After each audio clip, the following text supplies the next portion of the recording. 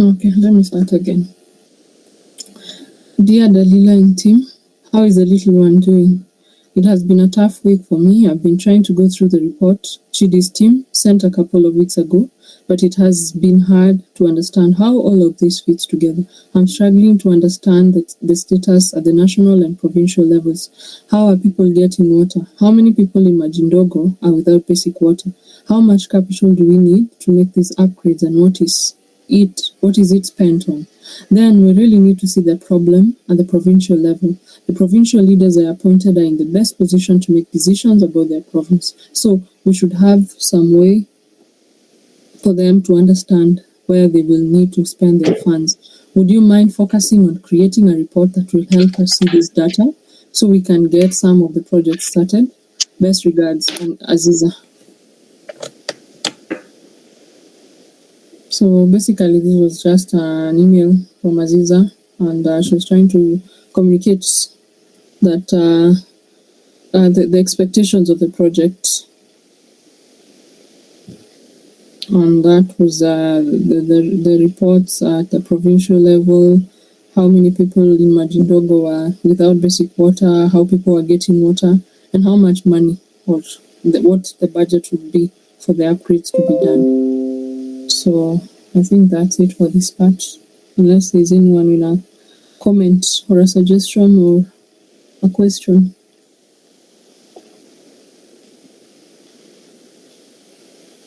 Okay, I guess we can move on.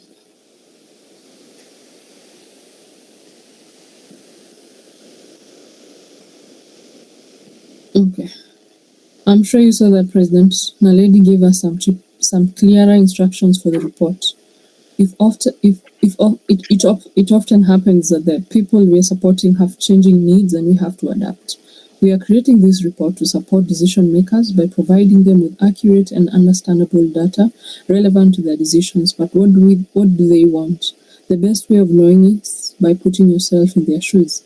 If we were the users, how would we want to interact with the dashboard? This is called a user story, which answers the questions. As a user, I want to, and designing the report to meet that need.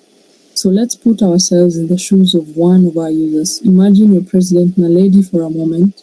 As Aziza, I want to see the key points of the survey results so I understand the overall status of water access in Majindogo, know how many people are affected by water access challenges in Majindogo and what those challenges are, know how much money we will need to complete the upgrades and where the money needs to be spent.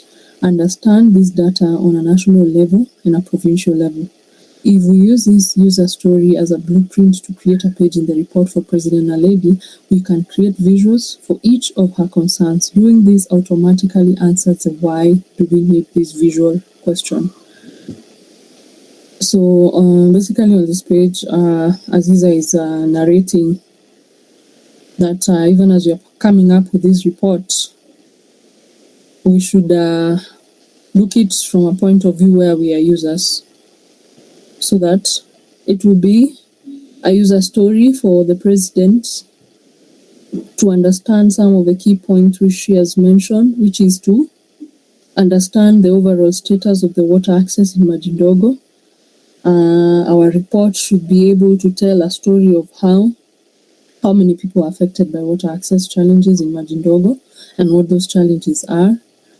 And also how much money will be needed to complete upgrades and what will be spent where. And the other thing that needs to be understood from the report that we're going to generate is understanding of all these things from a national level and a provincial level.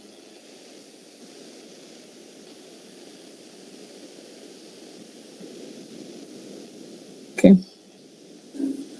Next, for each of these user stories, we have to think about what data the user will need to answer that question. So let's apply the what. I want to see the key points of the survey results so I understand the overall status of water access in Majindogo. We should summarize population-related access to water on a national and provincial level. A lot of people in Majindogo live in rural and urban areas, so we should summarize their results and the challenges they face separately. I want to know how many people are affected by water access challenges in Majindogo and what those challenges are. We need to communicate the number of sources and also the amount of people affected by these sources. Perhaps we should also consider making the less important sources like tap in homes less visible, since we are not upgrading those. I want to know how much money we will need to complete the upgrades and where the money needs to be spent. This one will need a bit of work from us. There is some financial data in our data model called infrastructure cost, but we will need to do some calculations to include this type of data. President Naledi will need to see this data at a national, provincial, and rural or urban level, and even per improvement type. I want to understand this data on a national level and a provincial level. We have to take this into account as well as at a rural stroke urban split. So, anyone who would care to take us through this part based on what they understand?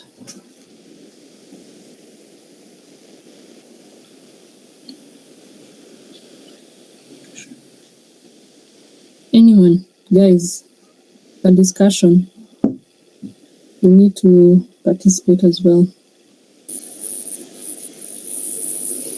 Hello. Yes, Coach. So basically, from my understanding, to answer these user questions or to try and understand our data well, we need to know where we are going to get the information so as to communicate or better yet, to try and communicate our findings of, say, the overall status of water access in Majindogo. So we will need to look at our data, all the data we have, and how it will help us to answer these specific questions. For example, for question 1, we will need to have a summary of the population-related data and their access to water at both the provincial and national level, and also using that data in the rural and urban areas. For water access challenges in Majindogo, we need to find the number of water sources and the amount and the number of people affected by these water sources. Yeah, I think basically that's my understanding. Yes. Thank you for that, Coach. Anyone else who has something to add that maybe we missed?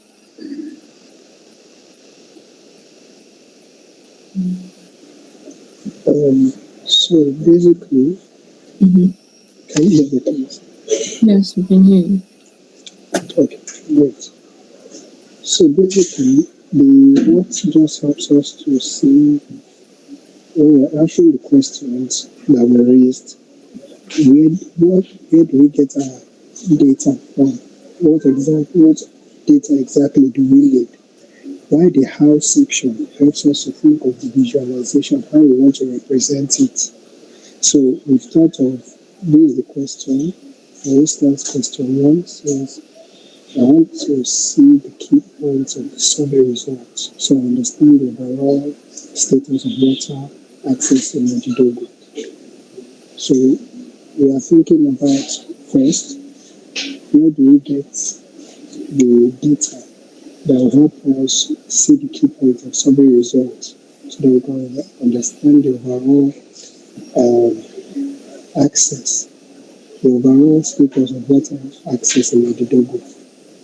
So we are also looking at how we can also represent it visually when we look at the house section. So these are the two things we want to keep in mind as we go through this process. Okay, thank you for that. I think I also noted that we're going to have a filter in point number 2, where they say that We should also consider making the less important sources like tapping home less visible. So probably as we'll be analyzing our data, that will not be taken into consideration. So I think we can move on unless there's anyone with something else they have noted.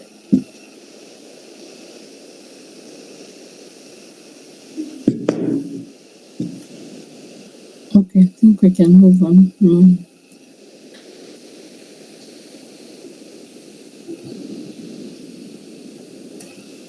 Then how will we visualize that data? We may change this as we go, but let's start with a set of visualization and we'll add more or remove some as we go along. Number one, I want to see the key points of the survey results so I understand the overall status of water access in Majindogo.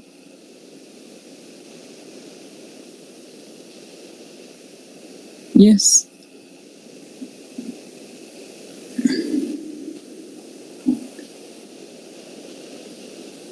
Did someone talk?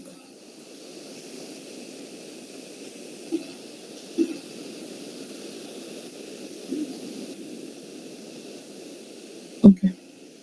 I want to see the key points of the survey results so I understand the overall status of water access in Majindogo. We can split the page into rural versus urban, then show the population of Majindogo and highlight key metrics. Number two, I want to know how many people are affected by water access challenges in Majindogo and what those challenges are. Here we show the distribution of source types in rural versus urban populations, a sorted visual of the number of source types. Number three, I want to know how much money we will need to complete the upgrades and where the money needs to be spent. We need to show a single number representing the data nationally and per province. We should also break down cost into various ways per province, rural or urban, source type. I want to understand this data on a national level and a provincial level. If we build the report well, we can drill down into different categories.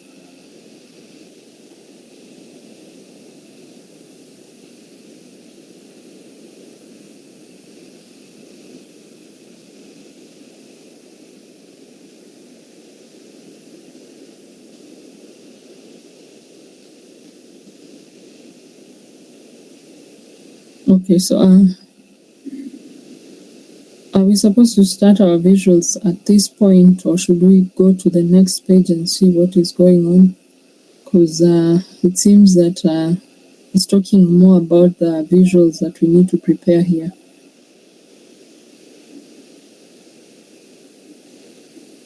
I think we'll go to the next page. Okay. That's page 8, right? Yeah. Okay. Our second user is a provincial leader. Their user story is, as a leader of a particular province, I want to see data only relevant to my province. I need to understand the state of water access in my province, the scope of work we have to complete, and understand the financial aspects related to the improvements. We will need to show the following data: total people served for each water source type in a province, number of water sources, their type, and whether it is rural or urban. Show the relevant stats for towns in that province. Add relevant provincial data, queues, gender compositions and crime, broken taps by town, etc. In provinces where it is relevant, and summary of improvements and cost. So we are going to build the first page together, and you will have the honor of wrapping up the rest of the pages. Let's start at the top with President Naledi's page. If we look back at the story, we see three components: population / water breakdown. What do we need to do, and how much will it cost? Let's split our dashboard into three components, but also reserve some space for slicers somewhere, and reserve some space for the big idea results that are linked to the purpose. How much do we need to spend in Majindogo, and what will that money do? This is my thinking. You're welcome to build yours like mine, but try to do something.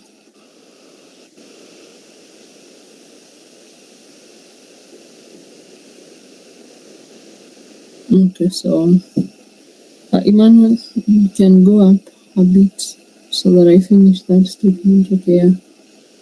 This is my thinking. You are welcome to build yours like mine, but try to do something different if you're comfortable. So down here we have an example of what Dalila had prepared. On the top left, we have the Emerging Dog Water and National Water Survey results. On the right, we have the high impact summaries, and it talks about what will it cost and what will we get for that money. Down in the middle, from the left, was a place where we're supposed to have the number of people affected per source at the national level and at the rural urban. And then we have in the middle the number of improvements at a provincial level and the source type level. And finally, it's what it will cost. That is a budget by province and budget by improvement type. I don't know if there's anything else. Okay, these are the things that are supposed to be on this page. Maybe we can move on to the next slide to see whether there's anything more. Then maybe we can start. Okay, I grouped similar things in boxes, and the 3 different boxes tell the story. Who are we doing this for, and where are they? What do we need to do, and where do we need to do it? What will this cost? The data story is natural in this order. We don't start with cost, then who we are improving water for, and end with what we want to do. Make sense? So go ahead, create a new visuals page, national. Split it up like mine if you want. Create a title and start adding visuals. Also add a slicer to the control section so that we can select provinces.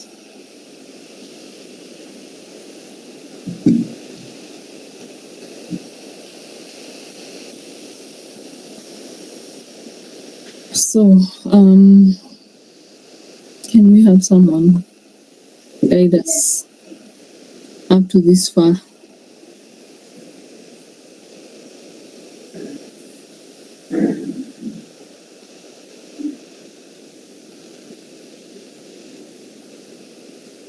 Alright, I guess we can move on to the next page and have a look at what is there.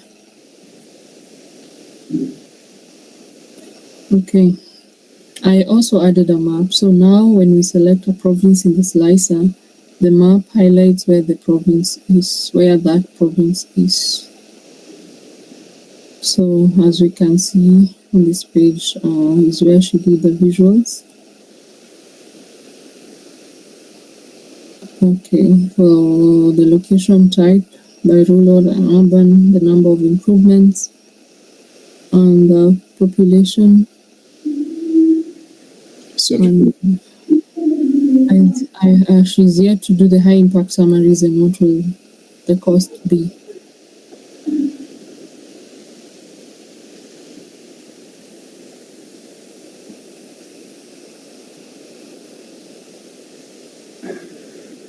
Okay.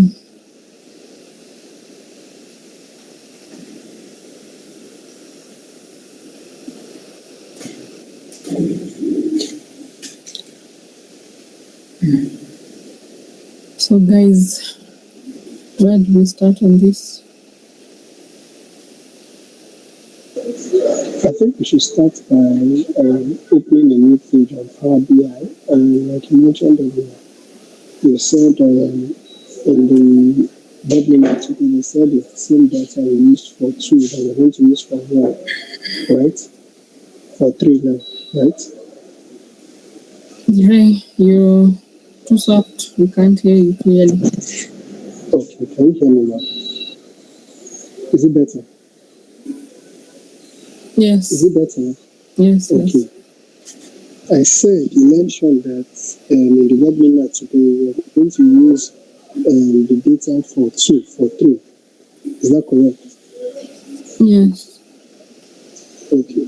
So we can start by opening up a new page, then trying to add, since we're using the same data, if we have the saved page, we can just relaunch it, so we don't need to add the data again. But if we don't have the saved page, we need to add the data again, do the filter like we did the last time before we start applying the DAX function.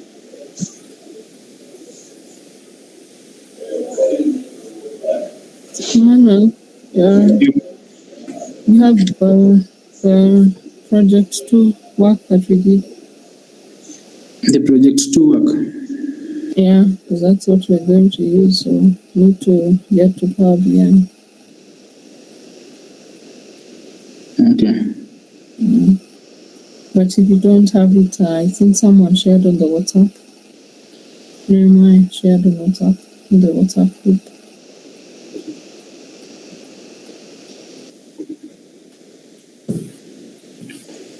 The data. You can just pick Power BI file. what is in the WhatsApp group.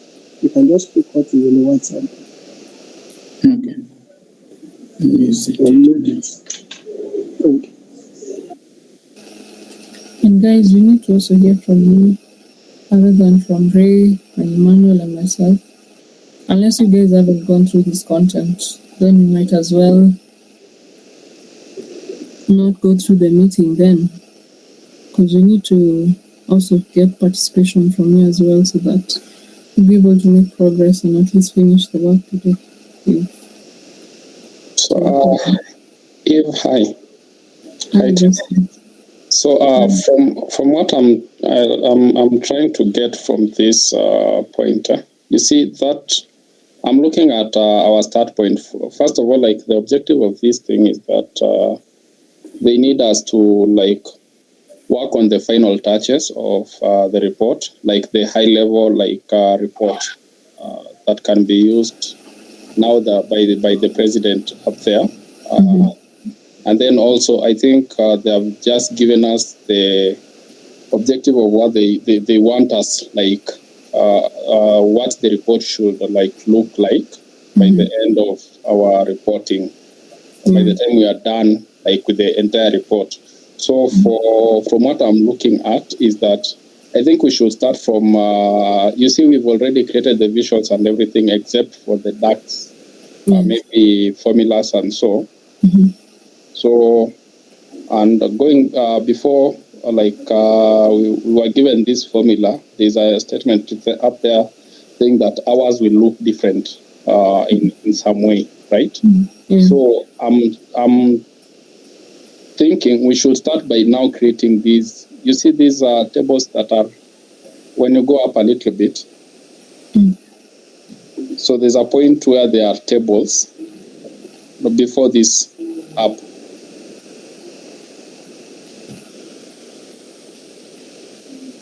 Up a little bit.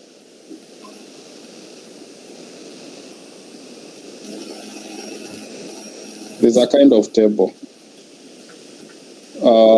with maji ndogo water with nothing, but on our side I think we don't have that table already.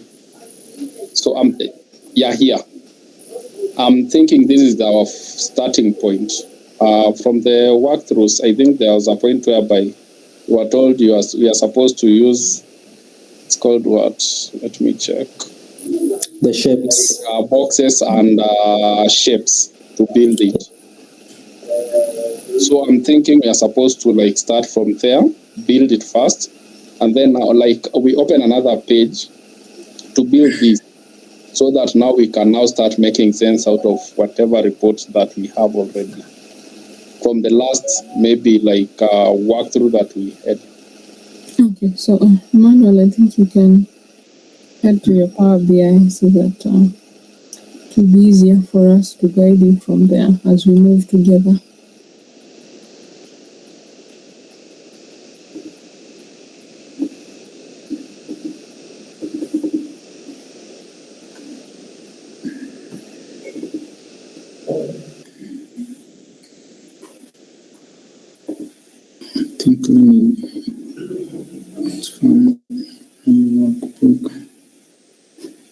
The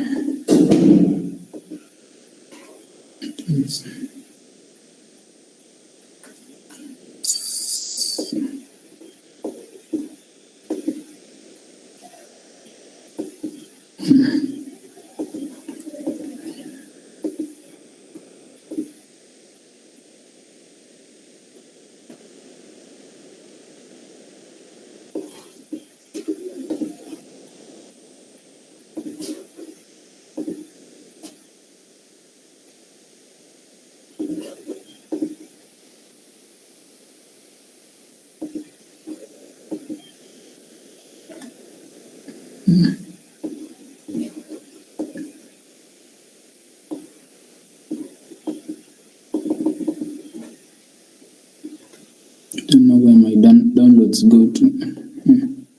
Documents.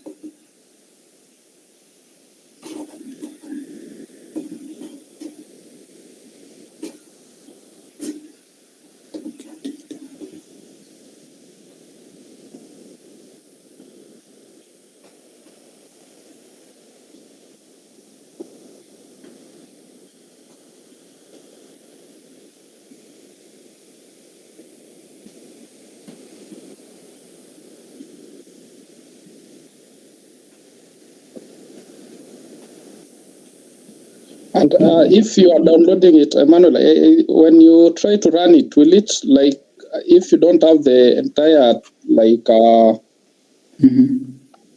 Excel, like the original Excel, will it run? Because you'll have to now link it to your original Excel. Its directory. I'm not sure. Try to run it, we see. I think it should run because it copies the data into it. So unless that doesn't happen, that's when it will run. Documents. Documents.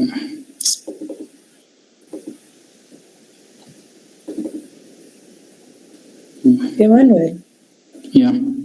just try opening it because I've also downloaded it from WhatsApp and then I just opened it. When I opened the file, it opened directly on Power BI. Okay.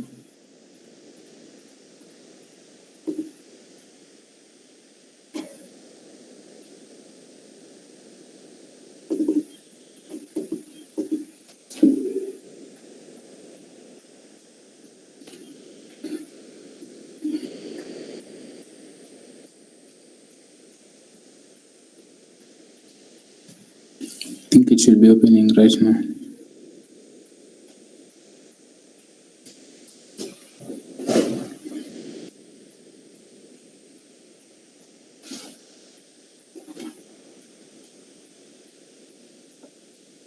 I think you are sharing. Yeah.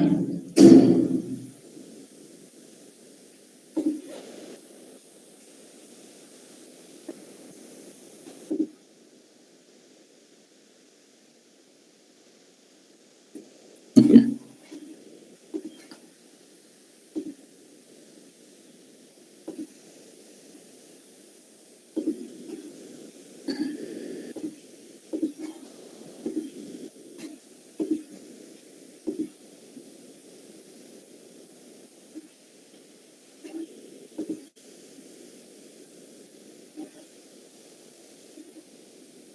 I think this is the file. Is it visible? Yes, yes.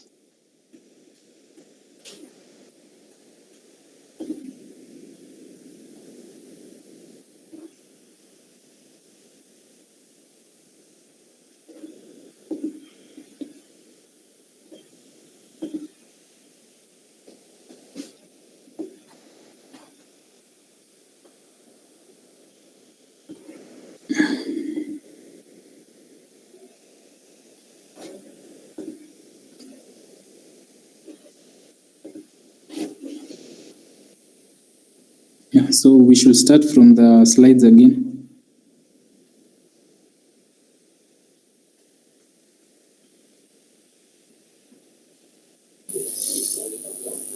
I think we should open a new page.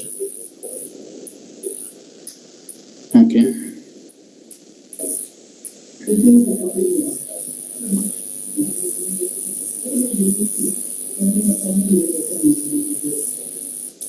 Yeah, now we can go back to the slides and check what we need to do.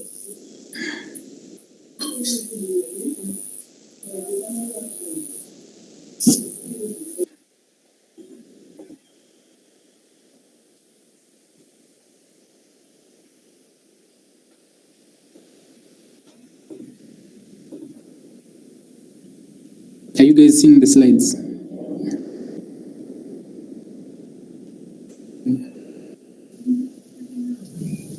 No, not really.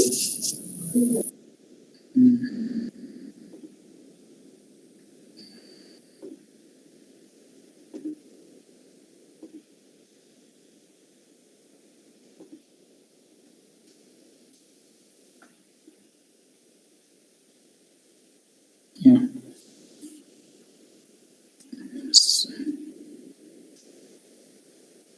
I think it's visible now. Yeah.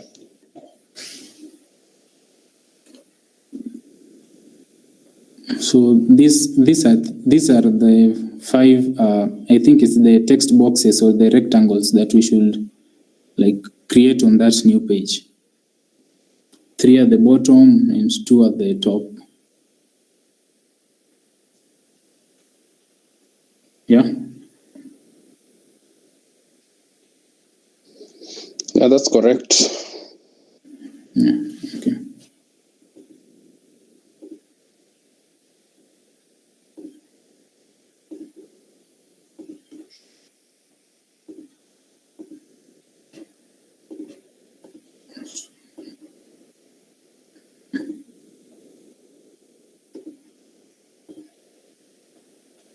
So I think you go to insert, and then we have the text box?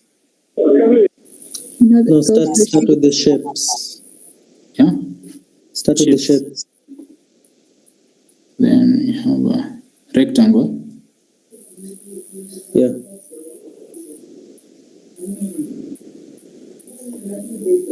Three at the bottom. Yeah, 3 at the bottom. Okay.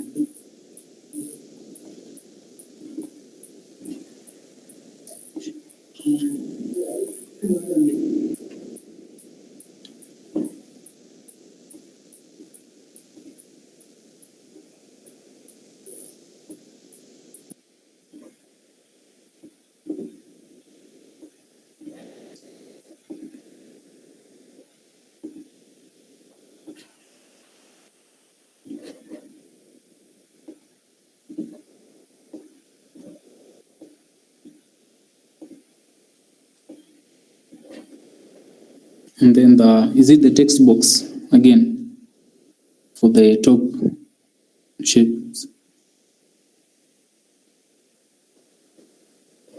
I think at the top we have 2 more. Yeah. At the top. We have 2 more. Then I think we can put the text box.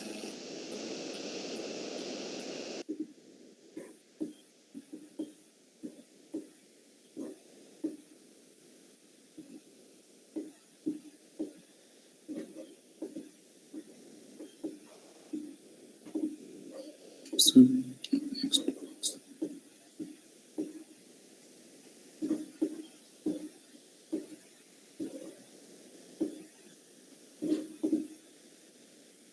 keeps on disappearing text box. Maybe you should start with the shape first. Add two more rectangles at the top. Okay. At this position. The text box is for writing, not for creating the shapes. It's for writing on the shapes. So maybe you should insert the text box inside the shapes. Each shape. Yes. Can you go to that Mini again? Because it seems that there are how many? 1, 2, 3, I think 4. On the top, it's one big, one big one. Yeah.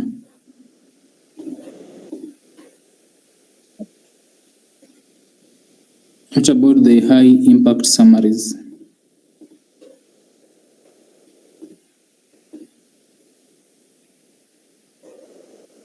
Those looks to be like a text box. Because if you look at that thing, it's like there's a white space behind, and then a gray like boxes, and then now the one that it has the wording. I don't know. It's something like that. Okay.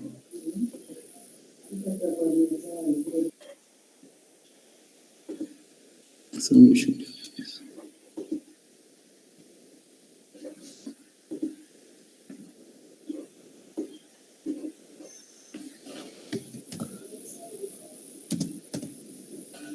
Emmanuel, Yeah. maybe add one shape, an extra shape before doing the text box. Okay. Just one more.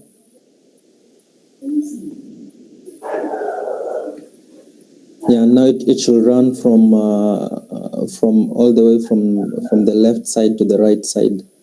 It should cover the whole pages.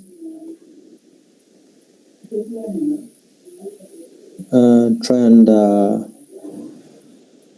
take it up. Just expand it to.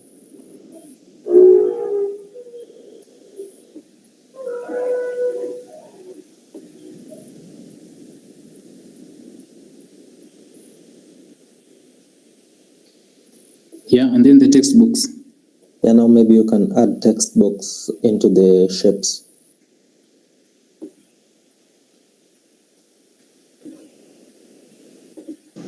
So basically, the putting the text box in the shape is to help us plan what we are visualizing on each of the shapes, right? And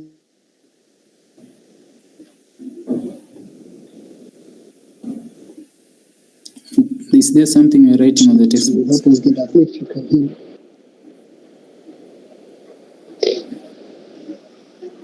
Do you get what I'm saying? Yeah. Okay. So it's just for the planning phase. Let us know what is going to be here. Remember, we had like a couple of questions that we wanted to answer. So we are trying to break down we're trying to break down the shapes into answering one of each of those questions. Yes, we're having the extra boxes for the other things they asked us for. So we're just putting the text there to know, okay, this box is for this box is for that, as we go down through the process.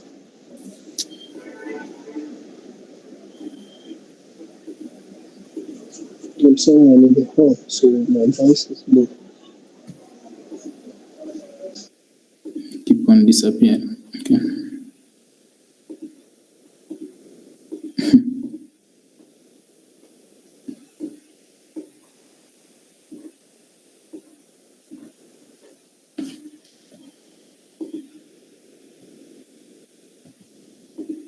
Don't worry whether they disappear or not, just type something on it, just to know that, okay, this is the box for this. You should stay when you type something on it.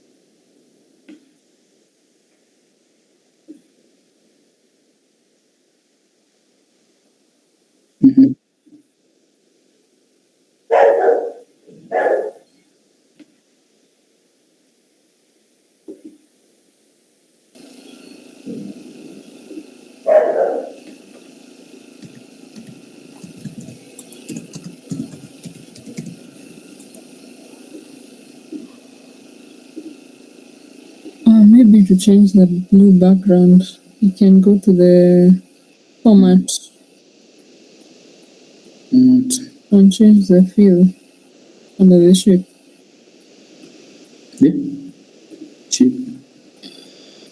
The fill, and maybe you can scroll down.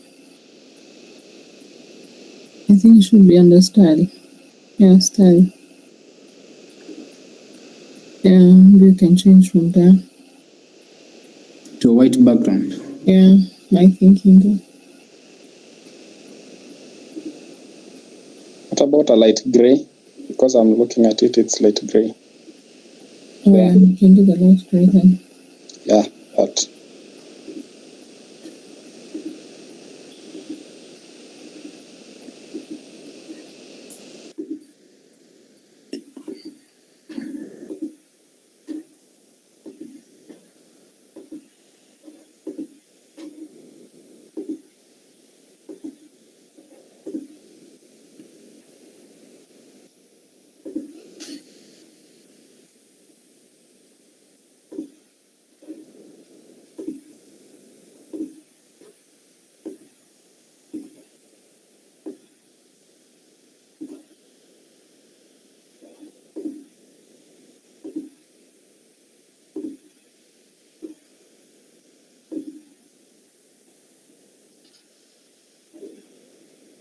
I think this is okay.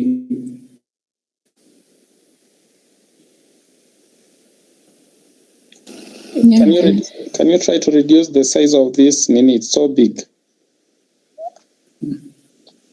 Yeah, that one. This one. Yeah, try to reduce it and then drag it up a little bit to just leave a small white space. Yeah, again. There. I think, is it?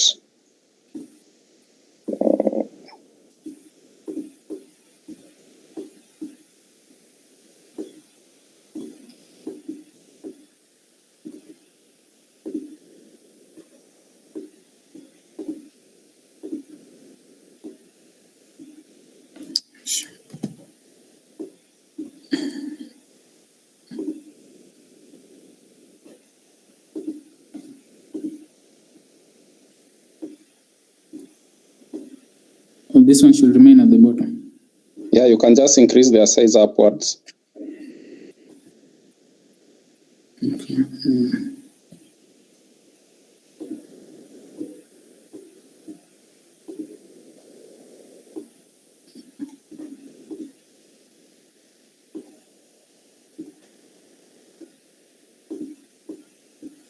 There's an extra text box somewhere there. You see where there's white? Yeah, delete that.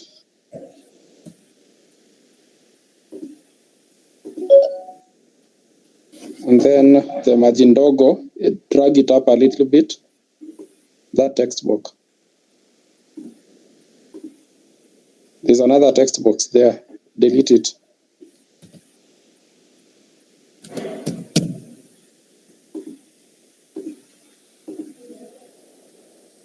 There's another one again.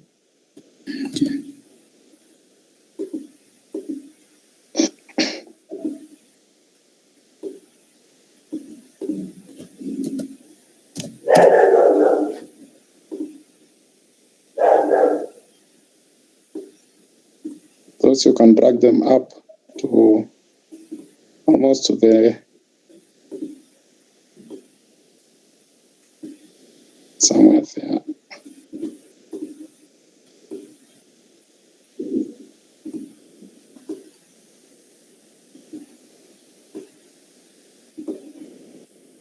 The high level one, you can reduce it to come to almost the line, like increase the bottom side.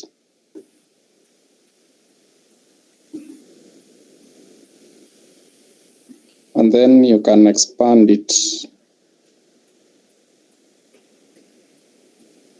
Yeah, on that side, almost half there. And then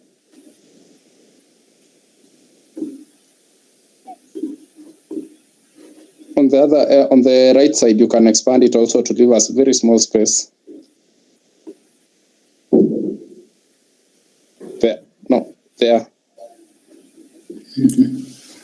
think there's another text box below Majindogo.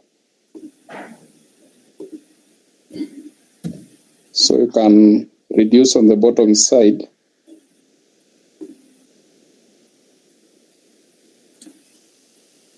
This one is okay. Just a minute.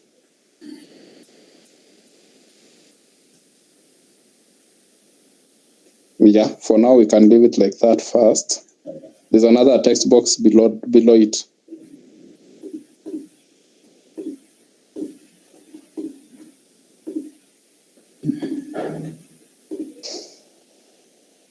Below Majindogo.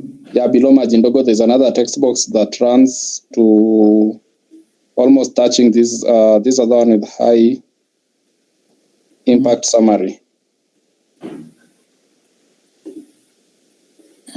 You can copy that. Yeah. You can copy the Majindogo one and then paste it below it. And then I'll expand the one that you'll have copied. I insert another text box. Yeah. I mean, okay.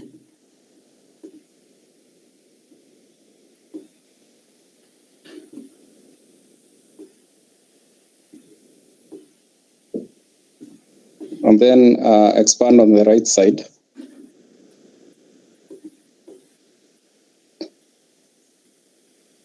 Just continue somewhere there. I think it should be like that. That is called page controls.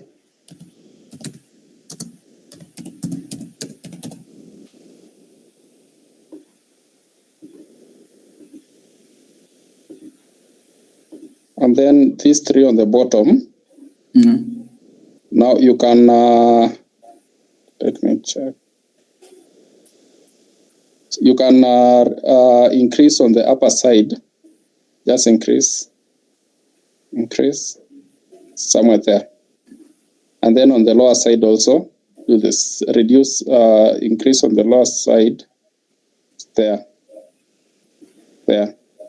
You can do the same for the rest.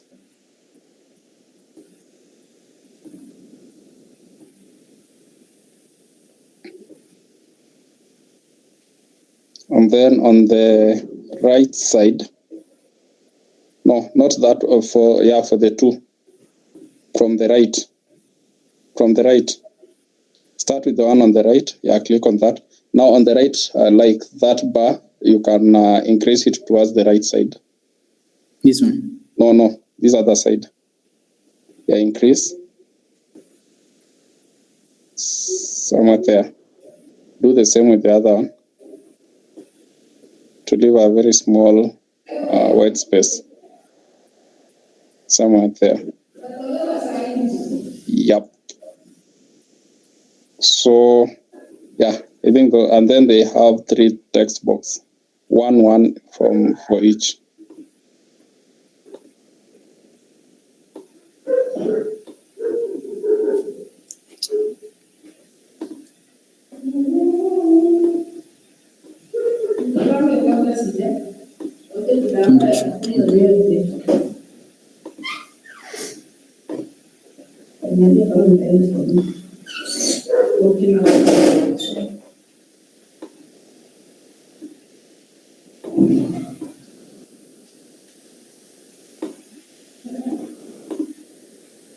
Text box keeps appearing on one page, on one rectangle.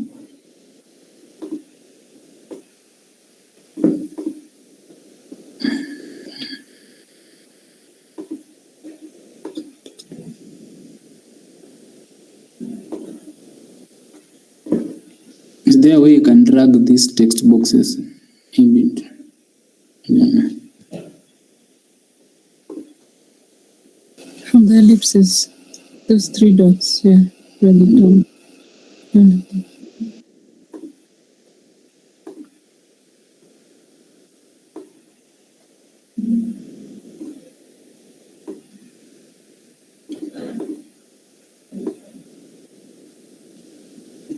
Are they of this size, or should I reduce?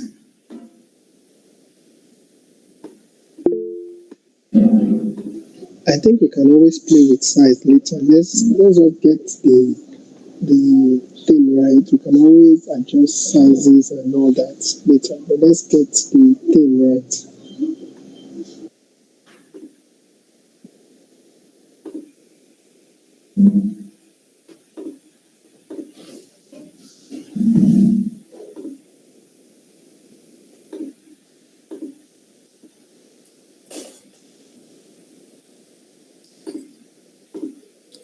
When I click on one of the three rectangles at the bottom, the one of the text boxes disappears, but I think it's all right. Or should I type something? You see, when you click inside the gray area, the text Yeah. box goes behind it's called what? And yeah, like that. You see? Okay. Yeah, that is why we start by creating like the gray rectangles. Are they Okay. rectangles? I think so. Before we start like bringing the text box on, like on the forefront. Okay. Yeah.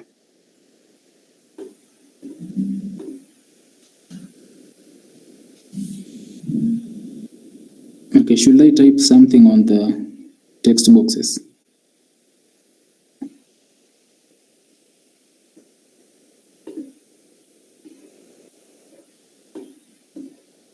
I think maybe as Ray has suggested, maybe we can get back on that later. Okay.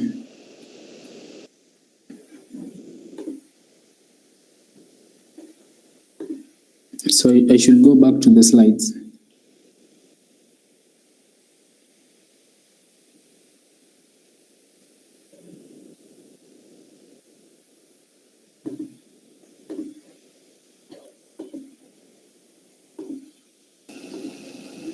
Yeah, I think we should. Because I think there's a place where they mention about Okay, so let's do it this way, right? We have a couple of boxes, right? Let's use one of the boxes for location type, the number of people affected per source at the national level and the rural urban level.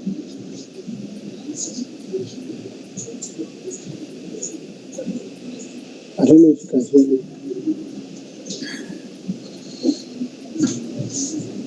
Sorry. I said now we've created some boxes, right? Yeah. Now, let's use one of the boxes, to represent the location. That's we're now in the location. We are talking about the number of people affected at the source. We are talking at the national level, and we are talking about also at the rural and urban level. So we are now going to look for the data related to that to drop in the visualization for that place.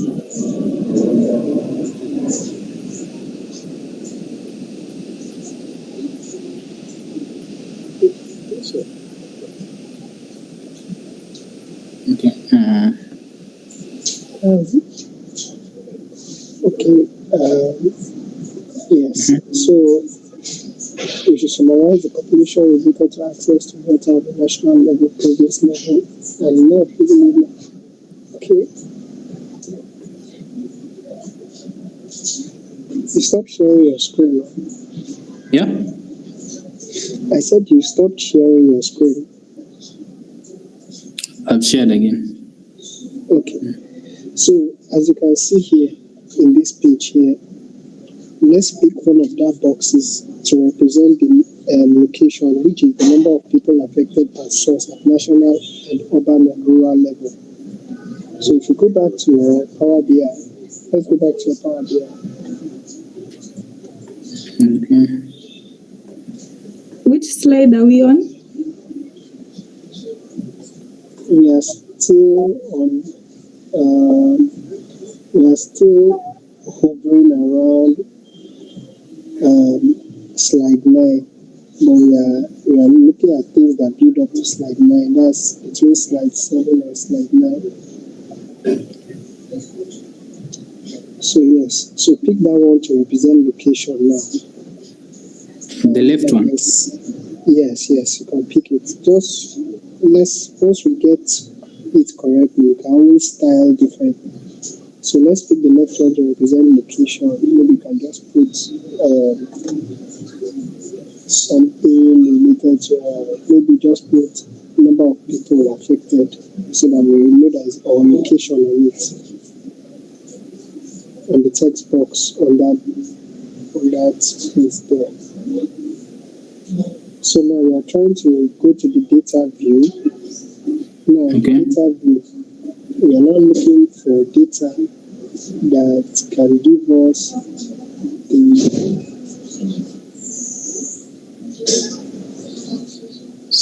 the total number of people and how they are affected by at national level, at national or provision level, the access to water sources. So let's look at the table, location, project progress, then water source. Let's see the water source. Water source. The water source, yes. So we have number of people and we have water source type. So we need those two information. So we drag and drop those two.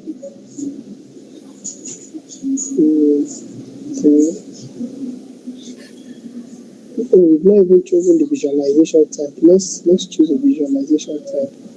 Say let's use Sorry, chart. Jay, Okay.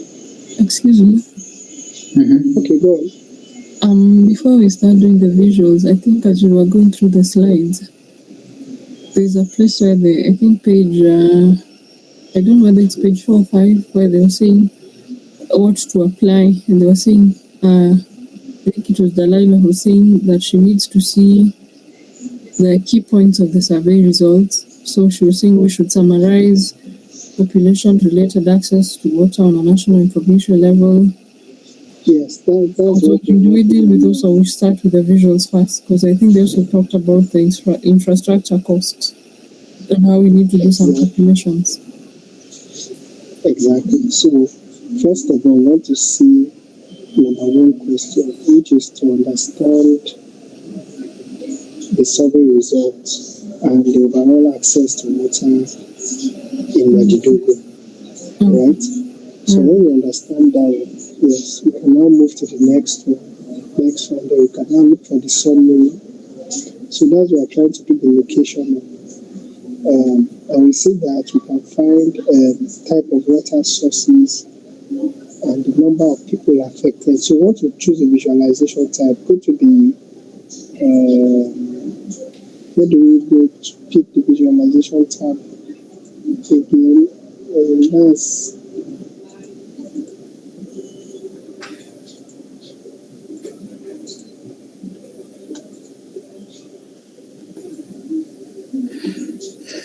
where is it again? You go to home.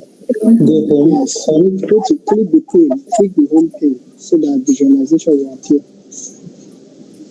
Yeah. Home page.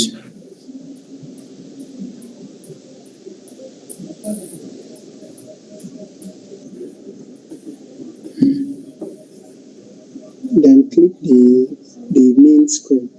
No, not there. Click the main screen. Main screen. Yes, somewhere around there. Not the text box. Close the text box. Just click the main screen. As in, click away from the text box. Yes, exactly. Okay. Yeah. Okay, so click the arrows beside. Please increase your volume. Okay, that's good. That's good. So let's pick. Let's see the. Let's Yeah. use stacked bar. Let's use stacked bar charts. Sorry, clustered. Let me see. No, either clustered bar or clustered column. Let's use cluster. Yes, that one. Yeah. So now let's drop information from the water source table there, which is number of people affected, drop it on visualization. And the y-axis will be Total, and the other one to the type of water source.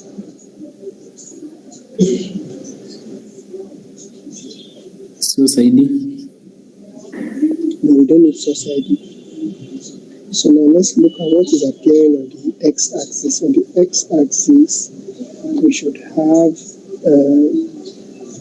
the province type or province name. So let's look for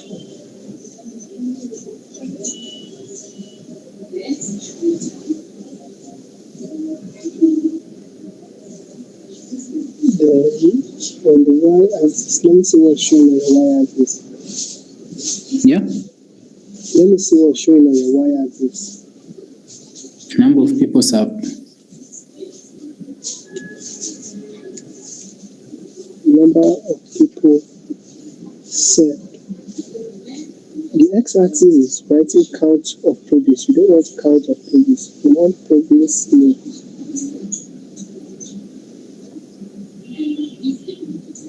Sorry, we need to use the y-axis as the x-axis because the group is facing the other side. So we put words on the y-axis on the x-axis and words on the x-axis on the y-axis. Swap it.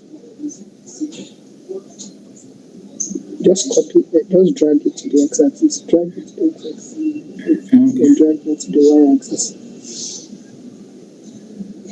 Then drag what was on the y-axis to the x-axis, which is previously.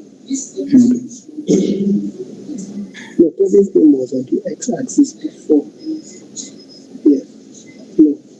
Previous name should go to the y-axis, while number of people should come to the x-axis. Okay.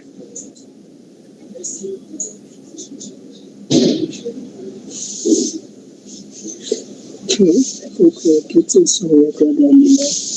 And let me see what's on the ledger. Yeah. Let me see what's on the ledger. Okay. Type of water source. Yes, type of water source. So, let me see what the question is asking us to do. I think what we should do, checking on the slides as Eve suggested, I think that will be on slide 4. We start by answering the first questions where we want to see the key points of the survey results. We should summarize our population-related access to water on a national and a provincial level. Meaning, according to my understanding, when we try to summarize this, we will use the number of people served on the y-axis and the type of water source on the x-axis. That is trying to summarize population-related access to water now at a national level. Quach, as much as that is true, you must remember that this representation, the x-axis is now the y-axis because it's the x-axis that can be aggregated that does the calculations, while the y-axis here represents what would have naturally been on the x-axis. So you must bear that in mind. Do you understand what I'm saying? Not really. Okay, so naturally, when you take maybe a bar chart or a column chart, the natural thing is that on the y-axis, you can do the numeric values that have to do with calculations, right? Yes. Yes, but since it's like a bar chart, so it's bending to the other side. So it means that the calculation is now on the x-axis, while what would have been on the x-axis naturally will now swap to the y-axis. Yeah, I understand you. Okay. So in this location type, we are just trying now to see how we can group it into urban and rural. So I think we need to do now. How to group this location type into urban and rural.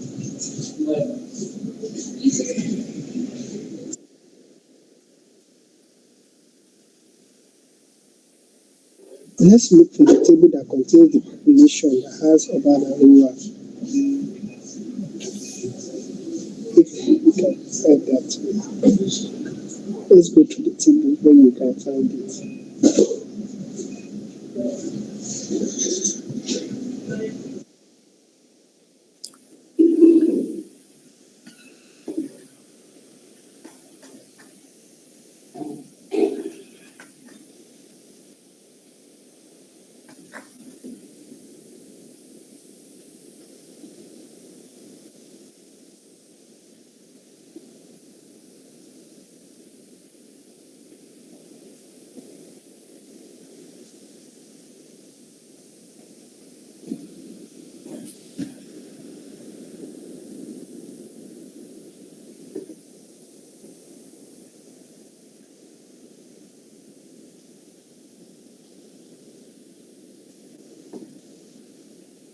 Under what table do we have urban and rural, please? That groups our population based on location, urban and rural. I think it is under location, The location. then location type. Location type, I think we should click that Yes. field too, please. Okay, click the field too. Yeah. Can you click the location type field, please? Okay. Also drag it. Location type.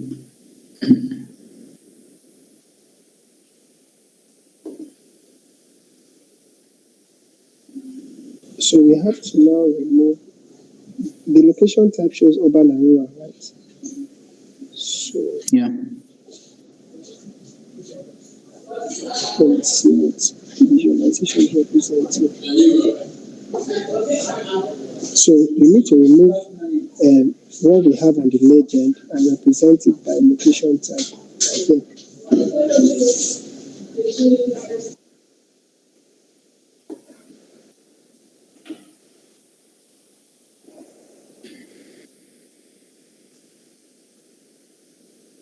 Yeah. Location type is now on the legend. Okay.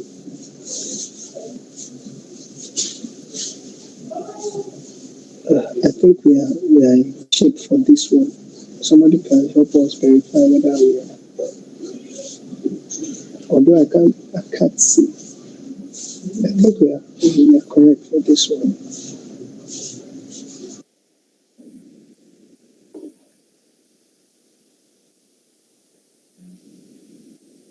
I think the middle bottom rectangle is a number of improvements at a provincial level and source type level.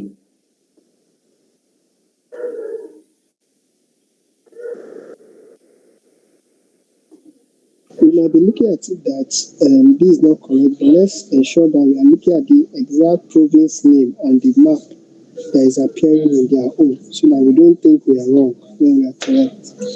So if you look at Akati, for instance, on their own, and look at Akati on our own, you will see that it seems like it aligns. Or you can go to the slides and look at Akati.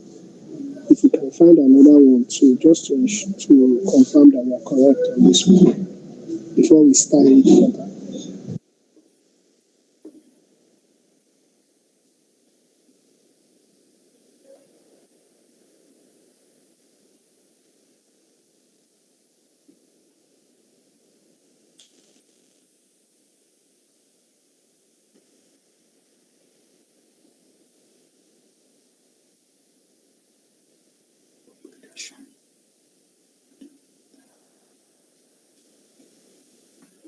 Can someone please help us confirm? Because I'm about hitting the road.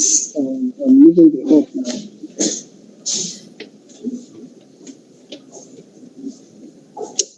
Can anybody hear me? Yes, we can hear you. Okay. I said we should confirm the charts with their own as well to see if we match. But we must look at the name of the province because they may not be displaying the same province because of the size of the chart varies. So we should look at it. If it displays the same province, then we can go further to style it into the box and set it correctly. Thank you. I'm about to leave the road now, so my mic will be muted. Just want someone to confirm that before we move forward.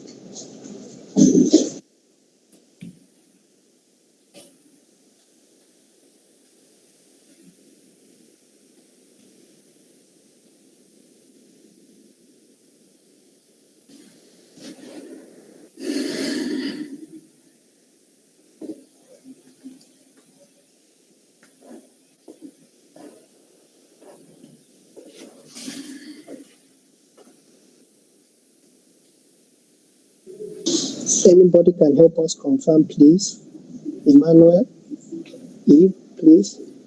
Can you help us confirm the chart matches with the location charts on their presentation? Yeah, it does, but they also have another visualization on the type of the water source on the y-axis and the population.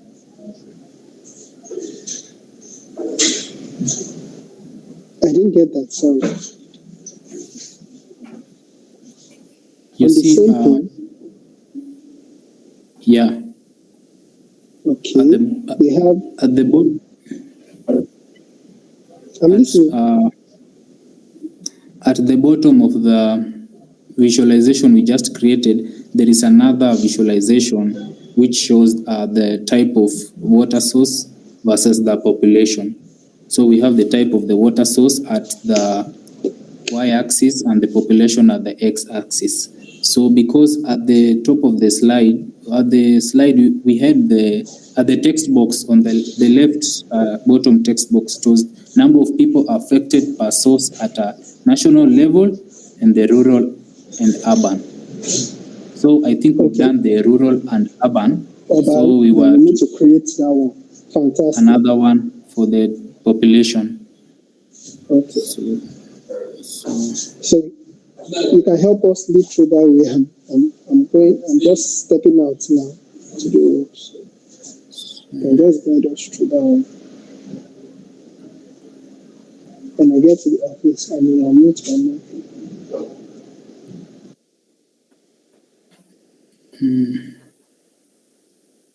So I think I should click outside.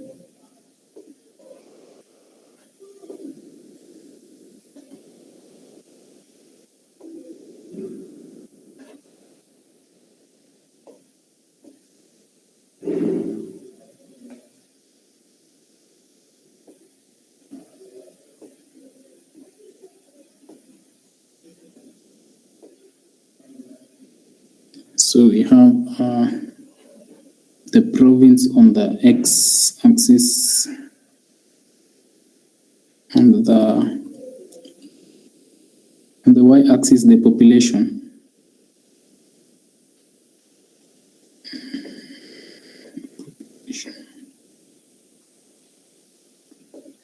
The population indicator was in the, is it the number of people served?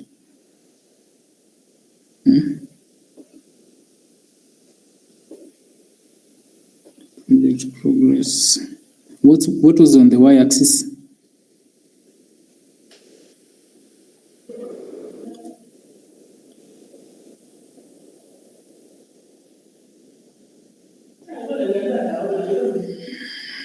Type of water source.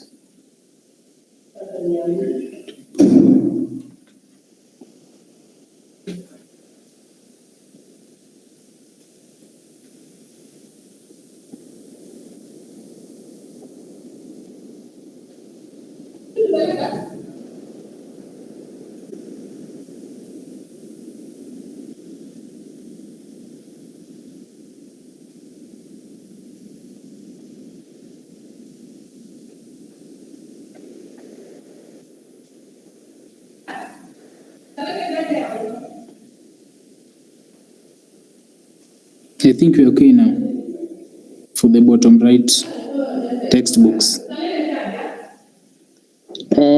So on the y-axis, you can use a type of water source. Yeah. X-axis, use just a minute.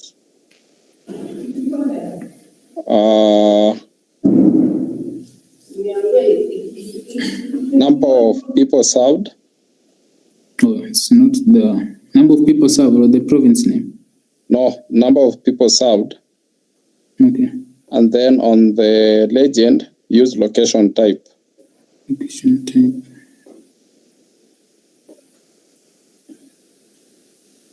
Yeah. But I think that gives us the same visual as the one we've done at the top. it's different because of I think you see on the top one, it's giving you by province. Actually, our top one. Oh yeah, our top one is giving us by province. Yes, it's fine. And then I think we should delete the back. It's called what? There's something on the back. The textbooks. The text box on the back, because it will just give us shadows.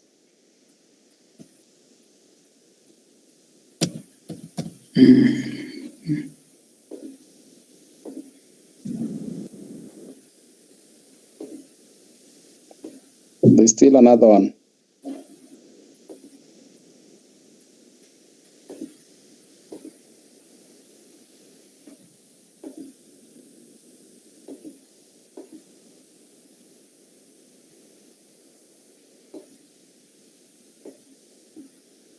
Thank you. Okay. Sorry.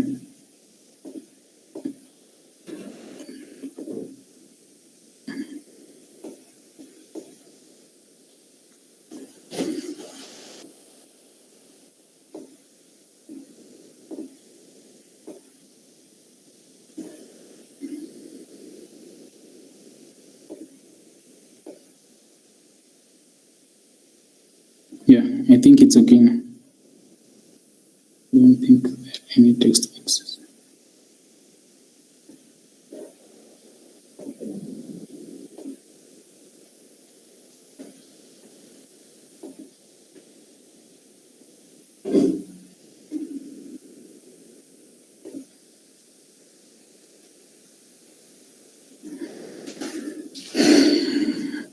So we are done with the one on the bottom left.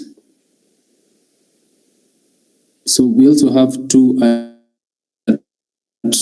the bottom, the middle.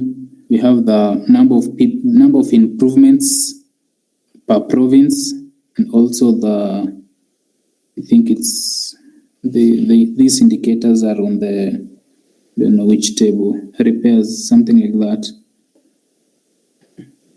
Okay. So number of improvements per province name. It's a bar chart. So I should delete all these text boxes. Yeah, because I think they were just guide. Okay.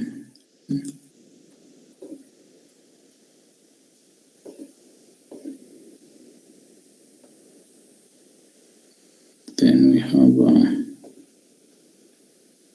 a cluster column type.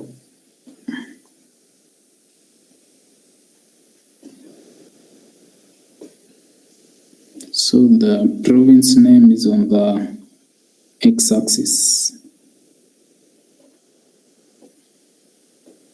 On the y-axis to the number of improvements.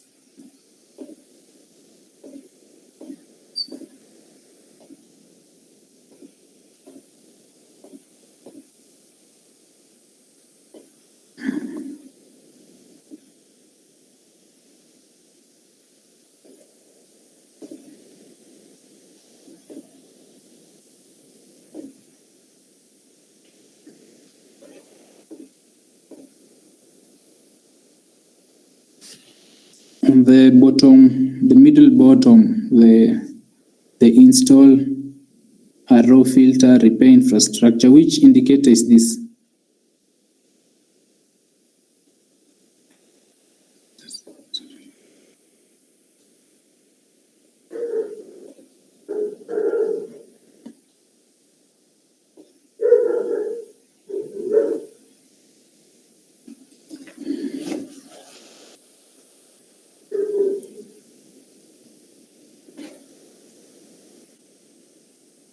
Anyone?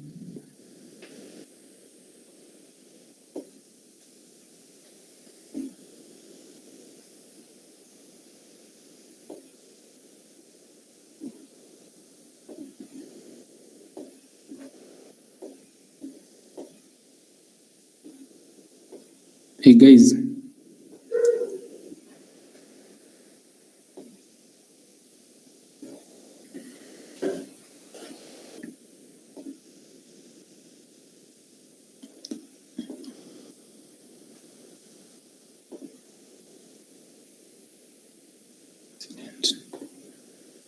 Which indicator is this? I think it's the improvement one in the project progress, but I'm not sure. Okay.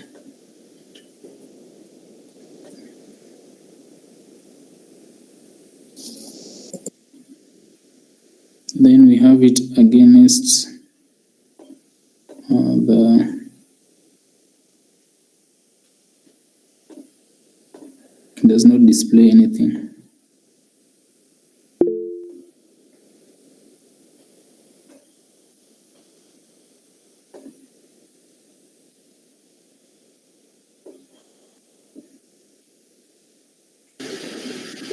I think we should use the infrastructure.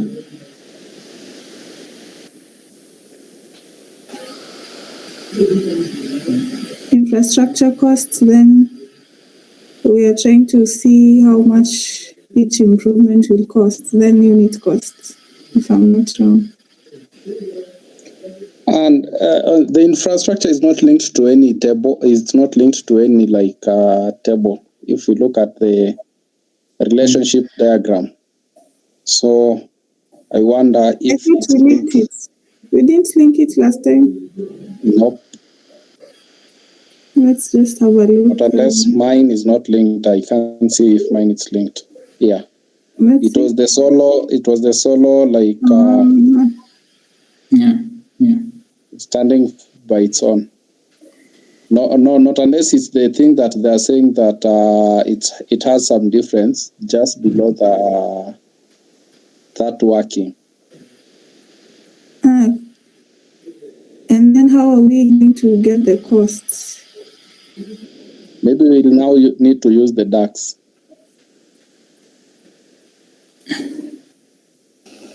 Anyway, that's me thinking. But sorry, on slide 4, number 3, you're saying that there's some financial data in our data model called infrastructure cost, but we will need to do some calculations to include this type of data. And I also think the infrastructure table should be linked to another table in our data set. Yeah, I think so too. I think it is linked to the project progress table. And it has a one-to-many relationship. Yeah.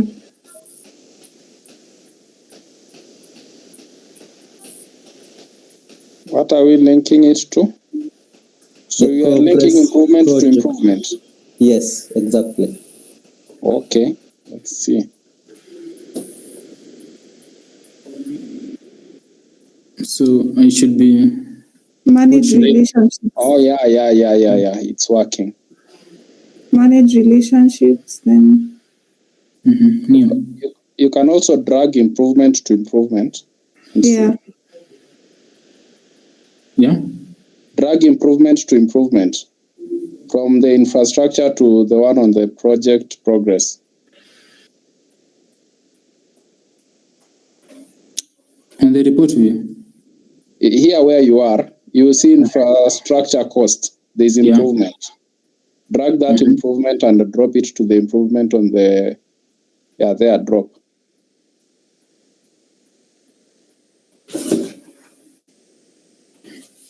Yeah, there.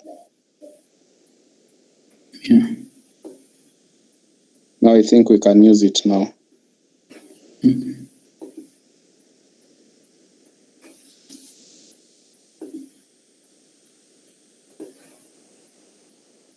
And x-axis.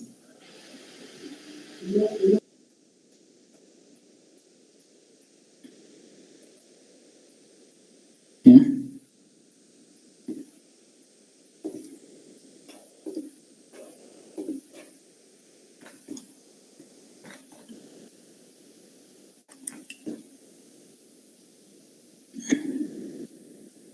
It's not as it is on the slides. So Use the unit costs on the y-axis and improvement on the x.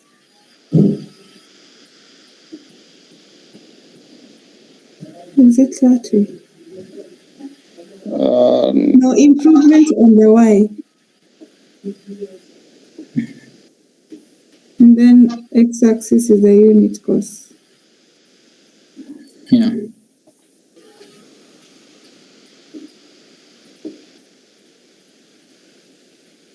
Then I think, is it counting really, or is it sum?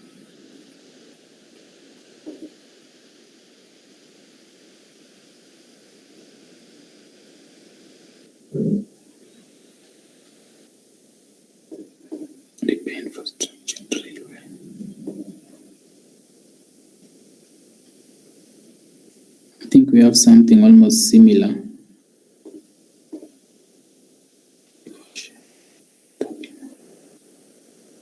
But the indicators, these vary slightly. You can see on the slides we have the river.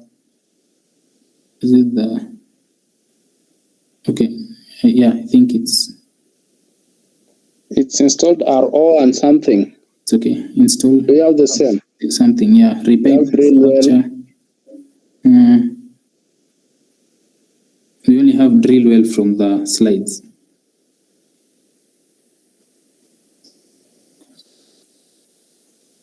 I think this one was looking at the pollution level or something like that. Was it in NCQ? Which one? Was it 2 or 1?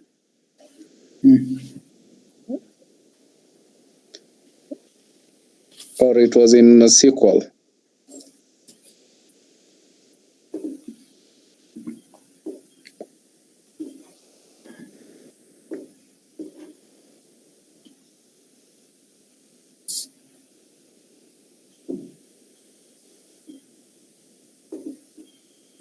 Unit cost.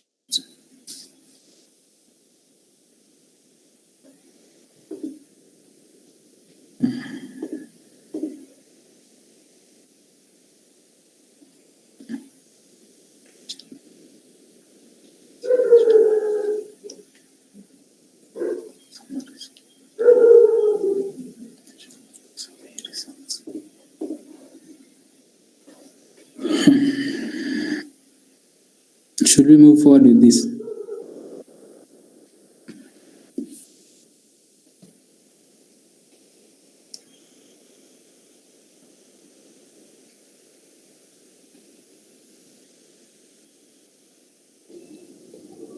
Excuse, can you please go through what you've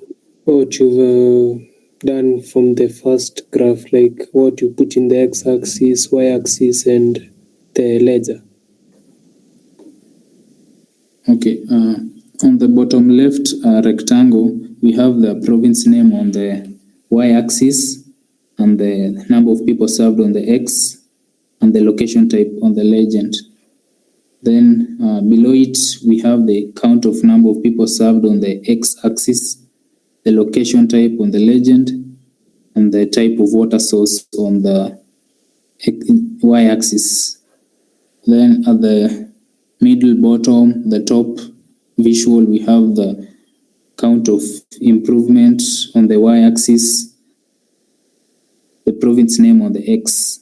Below it, we have the improvement on the y-axis and unit cost on the x.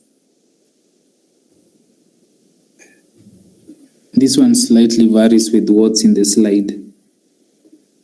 On the I think the names of the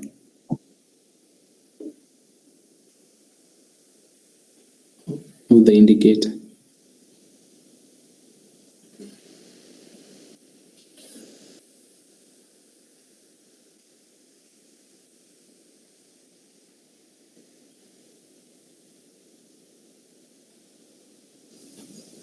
Okay. Sorry. Can anyone hear me? Mm. But from the slides, it just shows like whatever we've done on the middle lower graph, it's okay. Because it says, do you notice that from the improvement column chart has more categories than his? Because he used DAX to aggregate all of the install 1 to 8 tabs values into one called install public.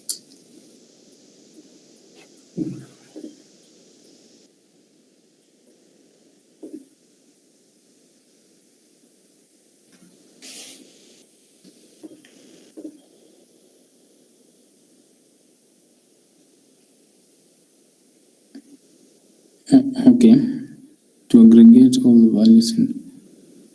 values. So we should copy this DAX formula in ours.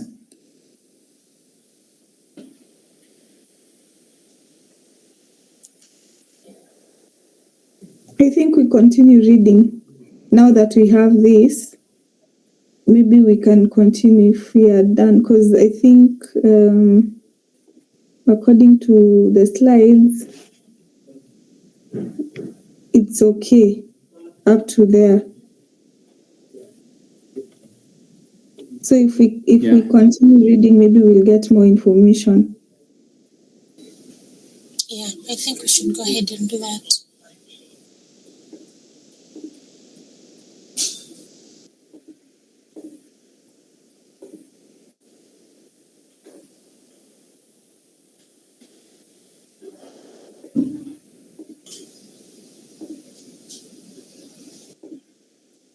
Kilimo, you stopped sharing. Okay, I was switching the tabs. Okay. So who can read? I think it's visible now. Can you go back? I think there's somewhere I'm getting confused. On just scroll up a little bit. Up again.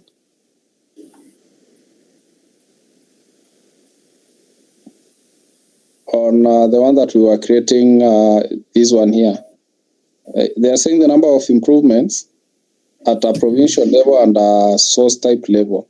Mm-hmm. So on the one on the bottom, what are we using as on the x and the y axis? Because I saw we are using improvement from the infrastructure cost.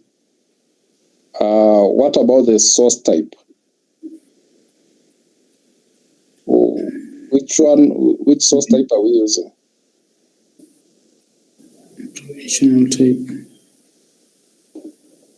Oh yeah, we use the unit cost. So we are supposed to use source type.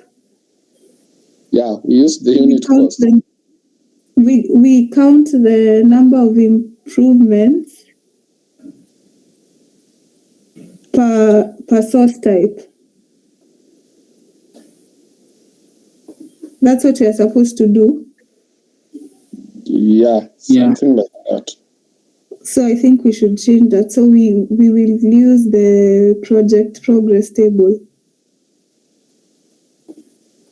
Yeah.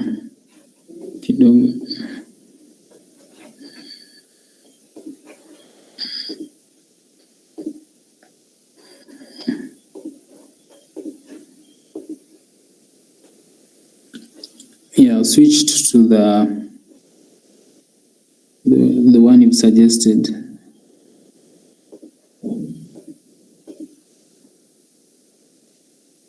Then now it's bringing something different. Yeah. am I the only one getting something different? Oh, you are getting the right thing. I see installed RO filters. Yeah. What have you used?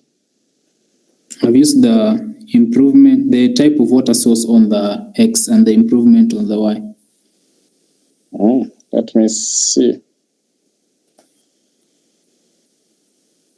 Oh, improvement is on the Y. Yeah.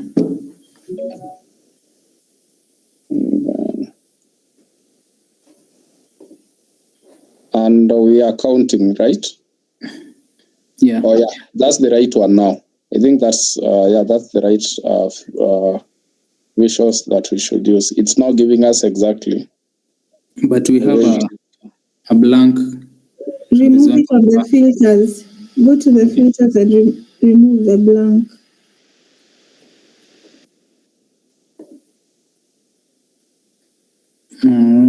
We want the filters.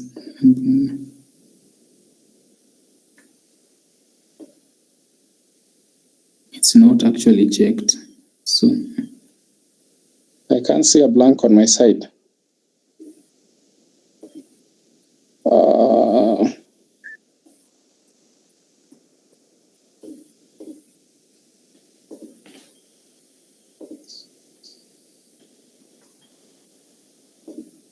You're on advanced. Move from advanced to the other one, basic here. Yeah.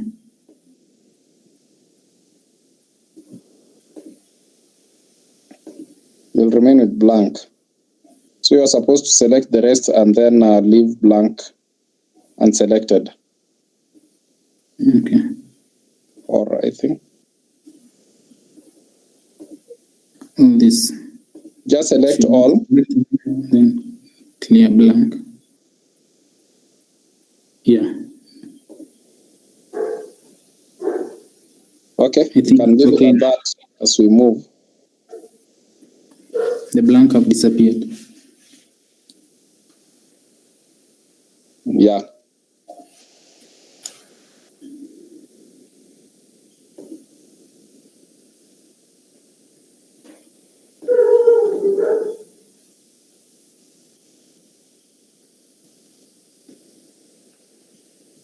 Okay, someone can read from the next page.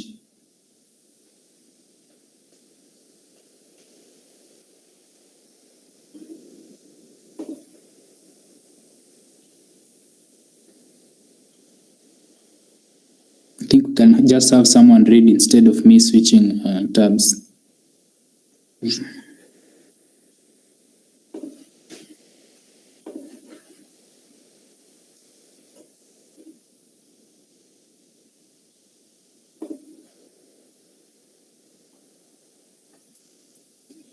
Anyone?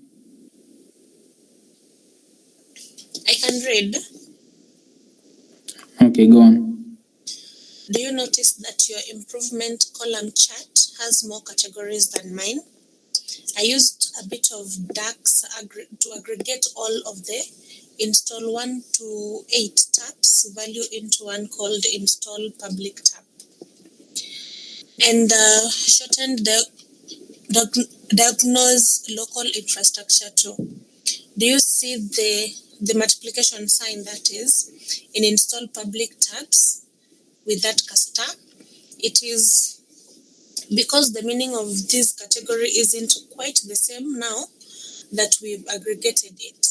What does a value of 3696 for install public tabs mean? You should add a short note.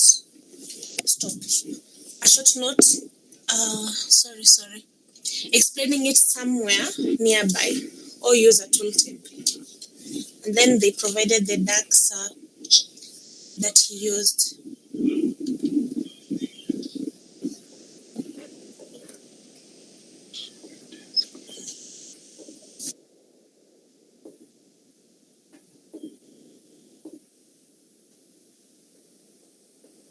Okay.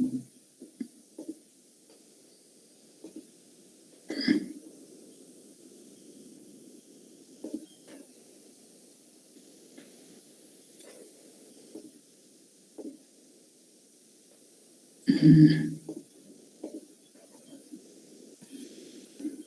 my Power BI visible? Yes.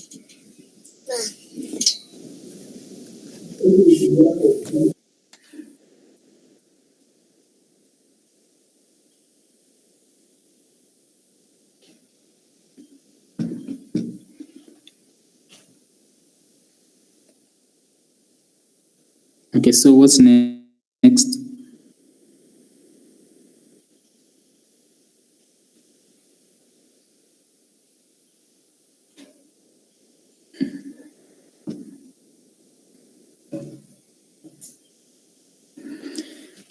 Hey guys,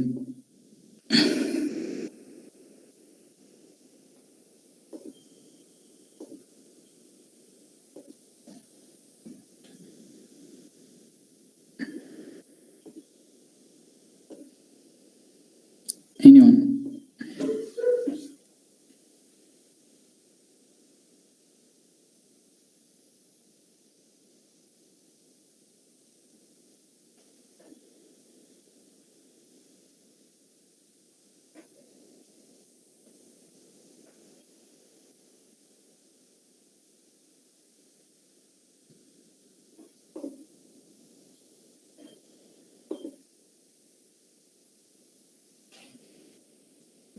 This is the point we create that DAX formula.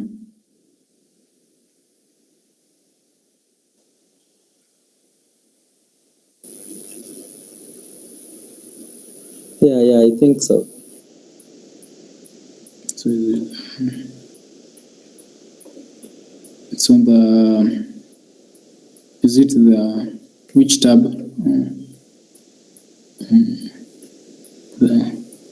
It's on format. Table view, then go to the table view. No, on the left. Yeah. Then down, we are on report view.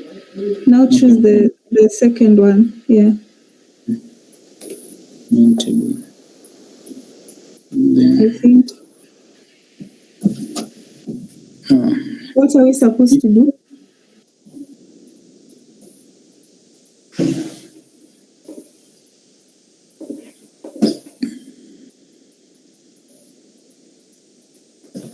I think it's a new column, aggregated improvements. New column.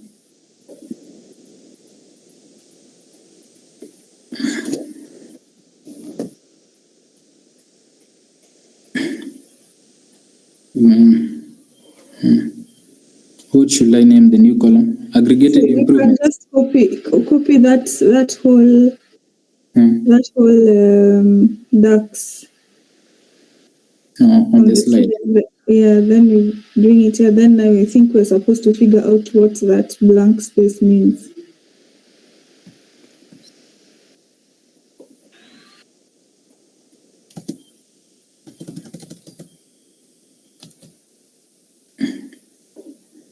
I think I've copied. Should I commit? Not yet. That one is added on the project progress or improvement infrastructure cost. It's supposed to be projects. Oh, you're on infrastructure. You're supposed to be on project progress. So we should delete that. Okay.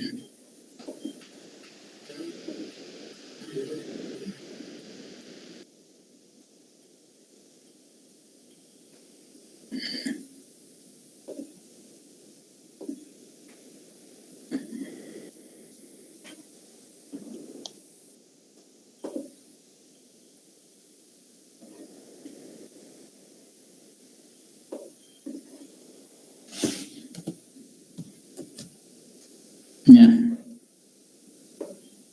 Now we have the DAX formula.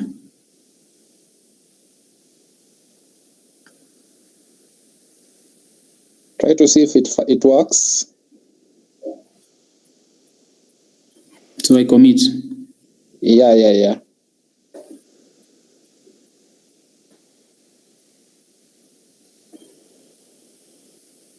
It worked, right? Yeah. Now you are supposed to use that one. Replace it on. So we'll have to replace that with.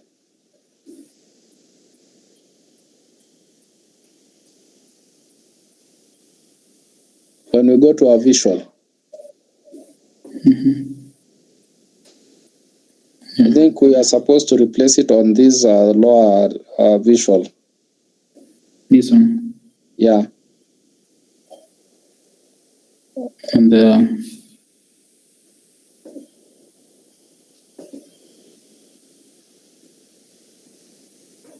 it was on either X or Y.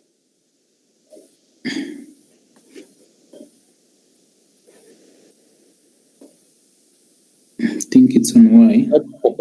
Type of water. Remove the type of water and then replace it with aggregated.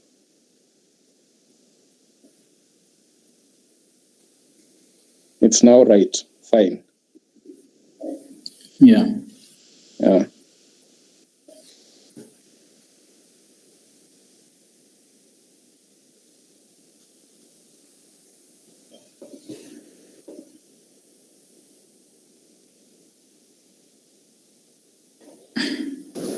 Let me ask. Okay. From the slides, we were told we are supposed to figure out what the blank in the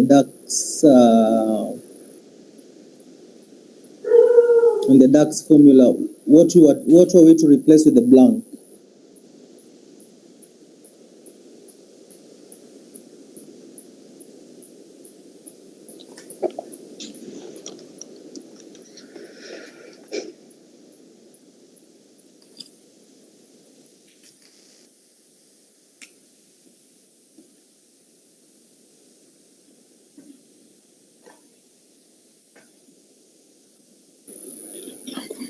Figure out what you need to use. And then a blank one to use. Contains string.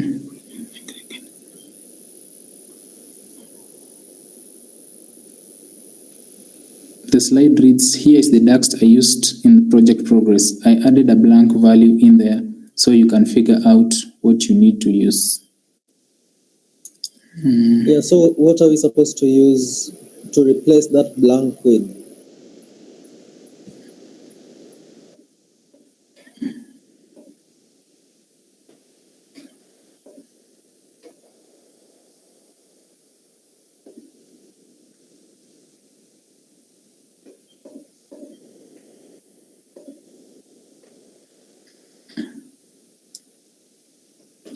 Anyone? Just to ask, isn't it a syntax that is used so that maybe to make the DAX formula flexible? Something like that, instead of maybe making it specific to something, because I believe that maybe when you are working on a real life, real data, you'll find that maybe that data will be changing each and every time, and maybe when you refresh and that part is has something that will prevent the data from running, you'll find that maybe it will start bringing out maybe issues on the data, or even bringing out some bugs. So I'm thinking maybe they are using blank so that to make it, maybe in case they want to, I think when they want to add more data, it will maybe it will just continue like running normally.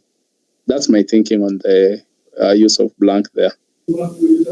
I think we should understand. Let's go back to Power BI and see the results. That column, what has it brought? Do we have rows that have that name blank? On the table view. Loki, I think mine has that problem. Let's go back. Or what problem? It's putting the blanks as one of the visualizations. Yeah, so what we are just go back to the DAX is saying contains the DAX. Okay. We are saying contains string project progress improvement blank. Then if it's this blank, what we are supposed to fill, install public tabs. So which improvements, or which water source type has the improvement install public tabs? Is it With shared? the shared tabs. Yeah, Yes, shared that's what I tabs. think. So if project progress improvement is shared tabs, then we need to install public tabs. And then if project progress improvement is equals to diagnose local infrastructure, then repair infrastructure. Does it make sense? Really? Yeah, I think that makes sense.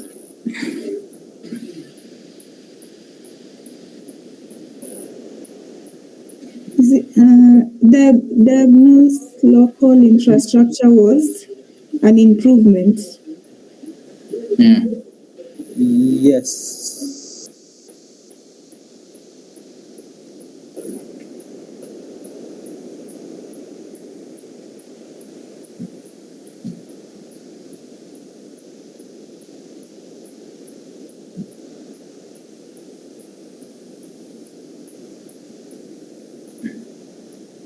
Laurel, come up again. I'm totally confused because now if we see shared tabs here, and I'm seeing the other if has an improvement.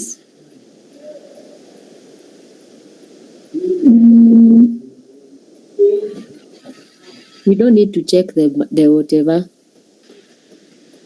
the visualization.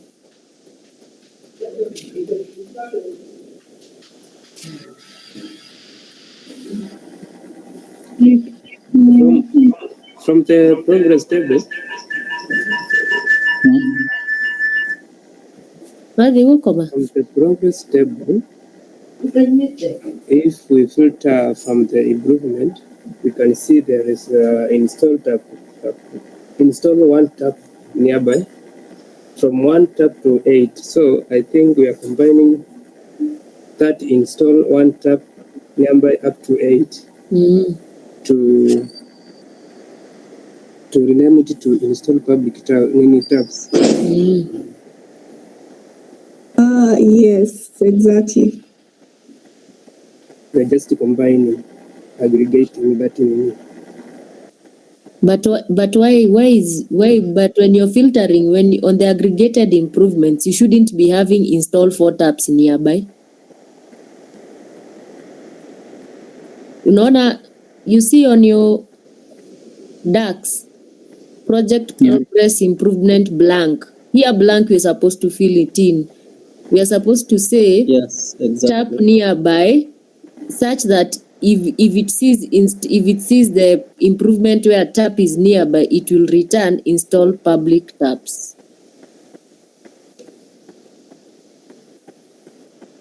You've understood? Emmanuel. Nani, who's sharing Emmanuel? Yeah. Where there is the blank, remove the blank, put taps nearby. Remove remove those two things. I don't know. Those are greater than Eka, put some double quotes.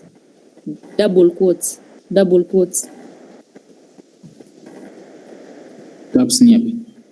Taps nearby. Ebu commit.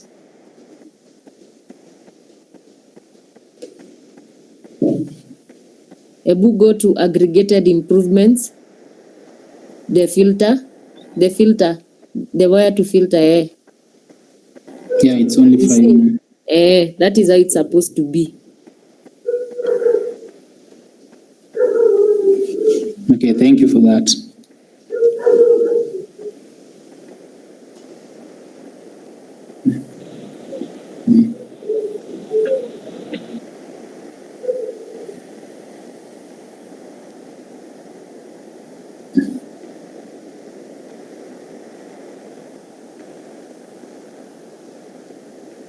So we are okay now. I have a problem. What have you used?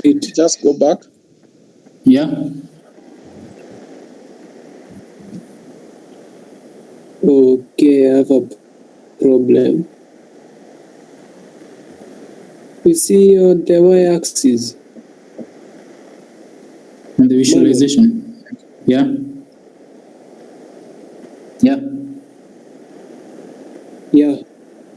On my y-axis, it's bringing blank as one of the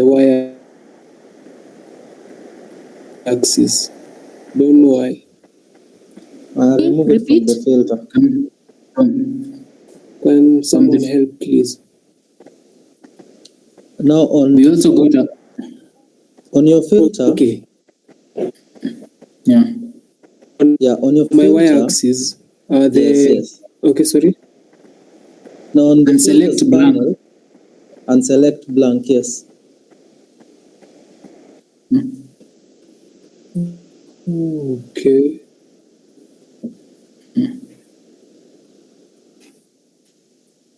But Kongo kuna blank. There's no blank.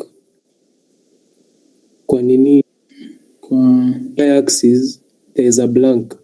Kwa improvement. On the filters under improvement. Is it on the y-axis where there is count aggregated?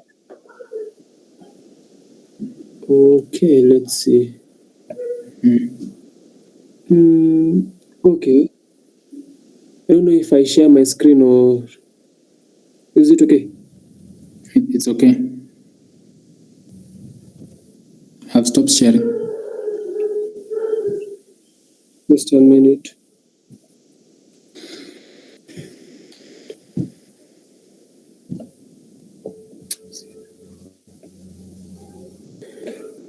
There's the problem, both on these two. So here, this blank thingy, and this one, I have also a problem here.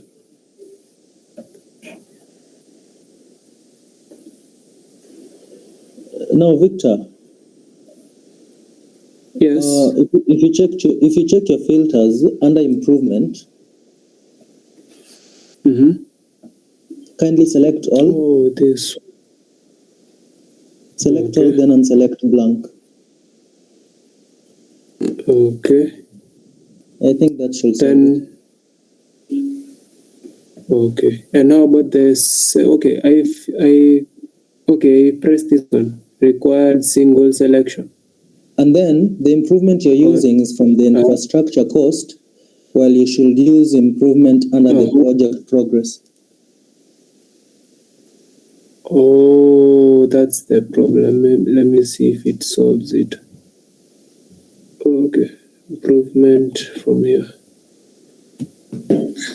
Oh yeah, that was the problem. How about this one? Same to that. Okay, thank you. Okay.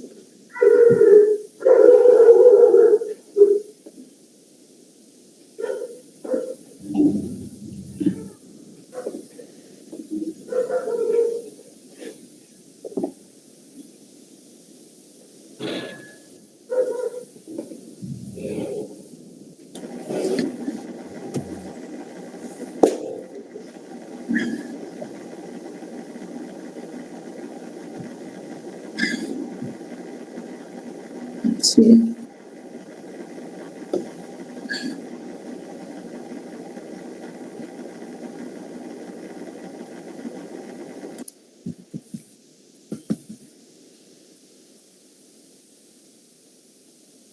someone could read.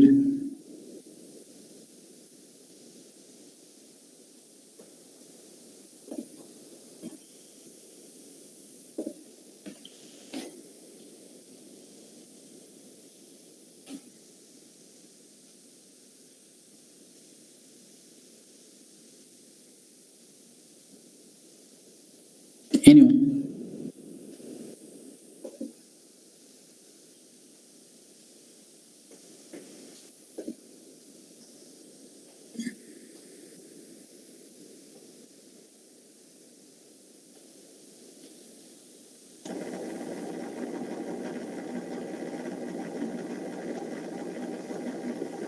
Which page were you on?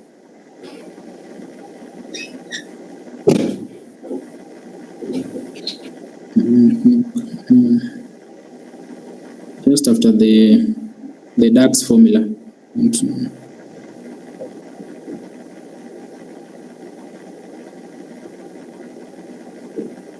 Page 12. Yeah. Page 12. Have you done this budgeted improvement, the DAX for budgeted improvement? No, we did for the installed tabs. Oh, It's page 10. eh? Page 10. Page 10. So page 11. Yeah. Aye. Let's start off with the budget. No surprise. These improvements will cost a lot of money. To make sure we are spending it wisely, we will create a budget. The project managers added an infrastructure cost table that has an estimate of what it will cost to make that repair. For each improvement in infrastructure cost, there is a cost of improving a water source in US dollars. For example, to improve one river source, we have to drill a well, which will cost 8,500. Our project planners thought through the costs a bit more and realized that the rural water sources are much harder to improve than urban ones. So they suggested that we add a 50% cost to the cost of any rural source improvement budget. So we need to increase the budgeted improvement cost by 50%. We call that the rural adjusted cost. Create a new column called rural adjusted cost and calculate the increased budget for each of the improvements. We'll start off slowly today. Here's my calculation. Rural adjusted cost is equals to infrastructure cost in unit cost USD times 1.5.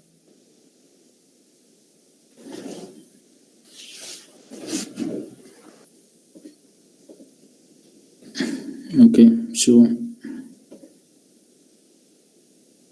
The new column is in the project progress table. Hapana, infrastructure cost. Structure. Okay. Sorry, Nemo.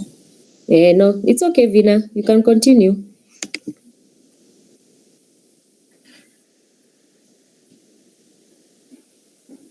So, should I copy the formula that's on the slide? Yes. Okay.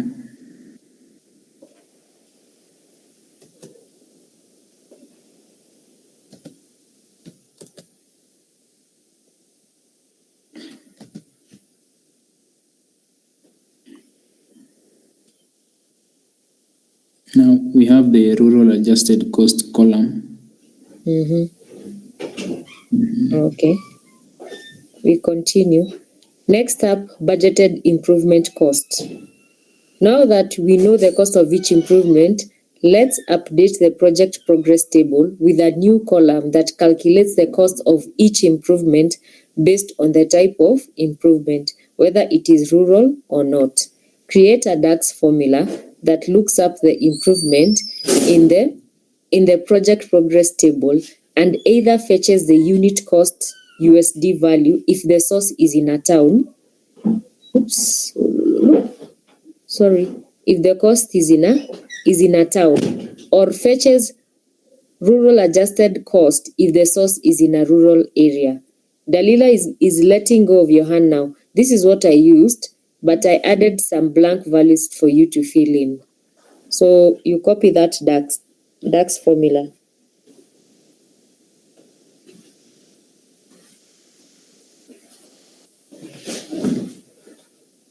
The budgeted improvement. You copy it to the project progress. Project progress.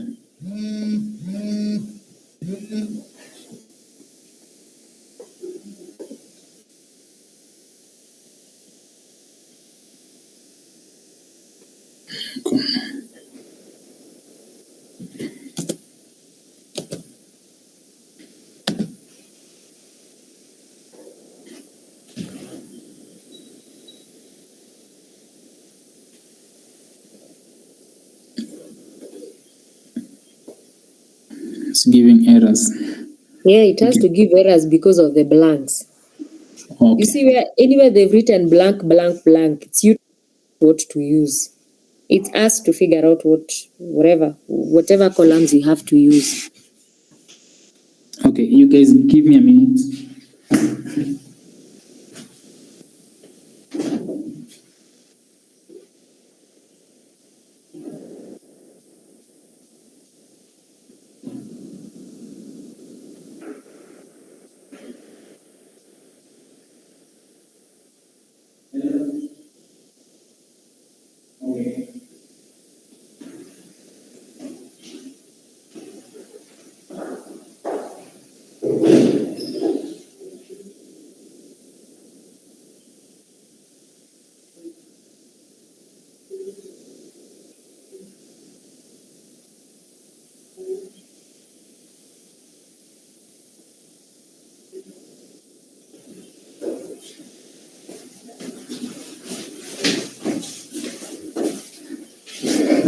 Okay,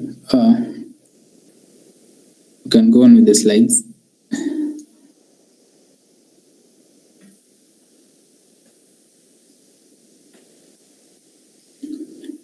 So,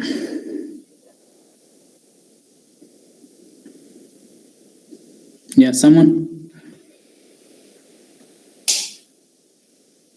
We need to fill up the DAX formula that we.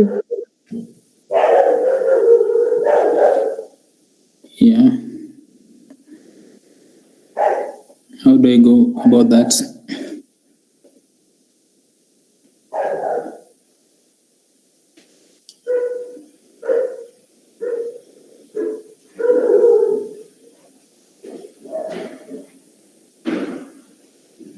The syntax is incorrect.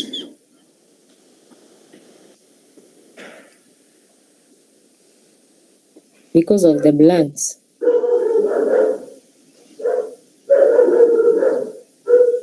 Okay, so how do I correct this?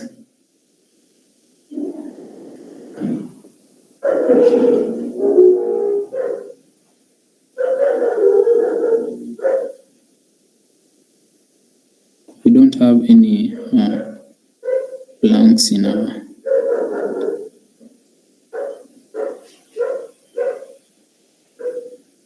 Hey, anyone?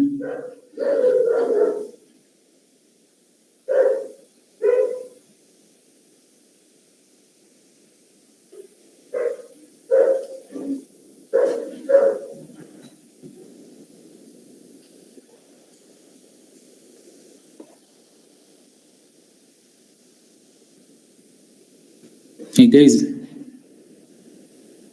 anyone?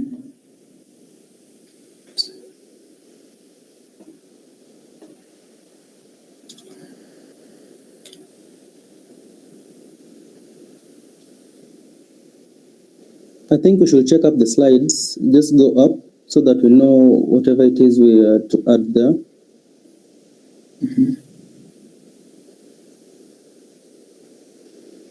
So Emmanuel, first of all, as you are moving forward, I think I'm finding an issue on the one that you just worked on up there on the improvement cost. Mine is giving me an error. I don't know why. Yeah, they've said it's because of the blanks.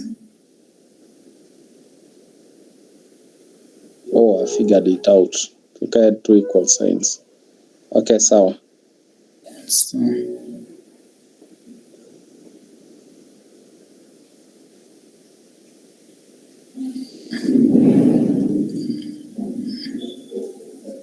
yeah. So I think the secret is create a DAX formula that looks up the improvement in the project progress table and either fetches the unit costs in USD value. If I can't see the whole of it. Thank you. If the source.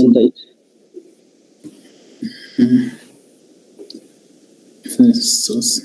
Yeah. If the source. Can we try? Sorry, Quach. Sorry. So I think that is where the secret is. If the source is in a town or fetches rural adjusted cost, if the source is in a rural area. Now, from the table, I think it should either fetch the unit cost if it is in a town and fetch the rural adjusted cost if the source is in a rural area. That is what we should fill in the blanks. That's my take. I'm not sure. Great. That's from Yeah, Vina, you're saying something? That's exactly what I wanted. I was requesting to go to the DAX so that we can try and figure out what we should write where. Okay.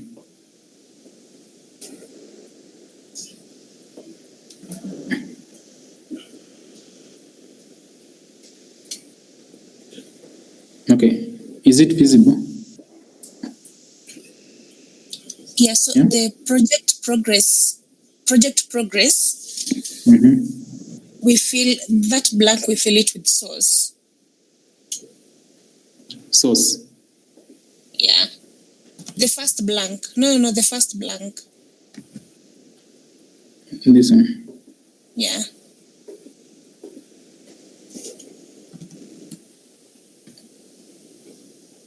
Remove those two things and then you do the double quote.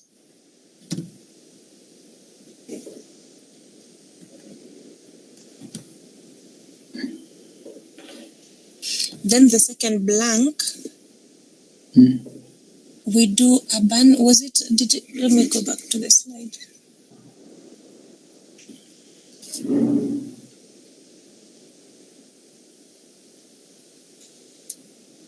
Town.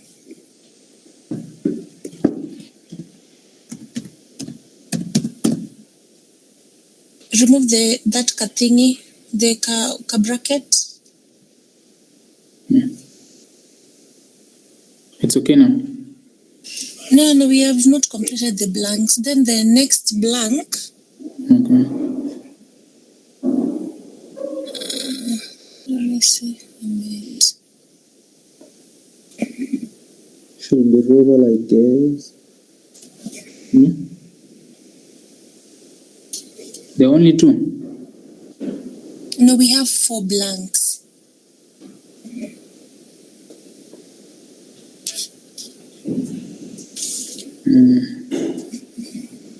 It's only two. Okay.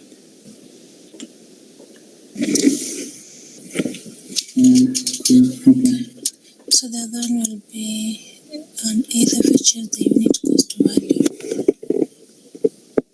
So infrastructure cost. Let me correct you something, Vina. Okay. On you see for project, you remember when we were doing our the last visualization, there's a time we removed rural from our visualizations. We were filtering, and the reason they said is that when you say rural refers to all. It's like an aggregation of all the rural towns. All the rural towns in that area, like all the rural areas. You see, like for towns, it had a specific wording.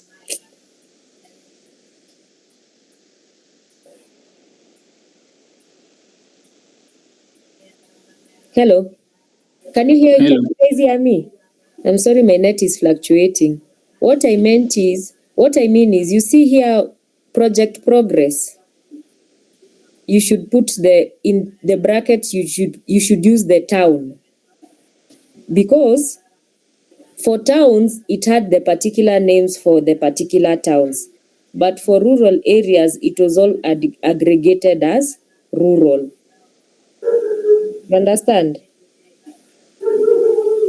Sijui, maybe nieleze na Kiswahili.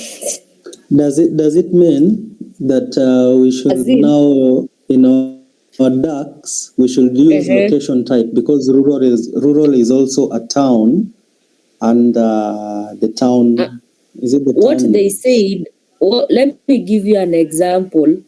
It's like, say, you remember the different towns when you go to check for town, we had the very different town names, sijui akina Amasi, ni Amasi hapana, there were some very many very many towns, si ndio?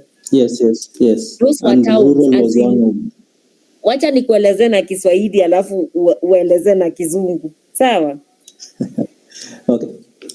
Sasa sikiza, unaona kwa town, kwa tao hizo majina zote ni towns, sawa?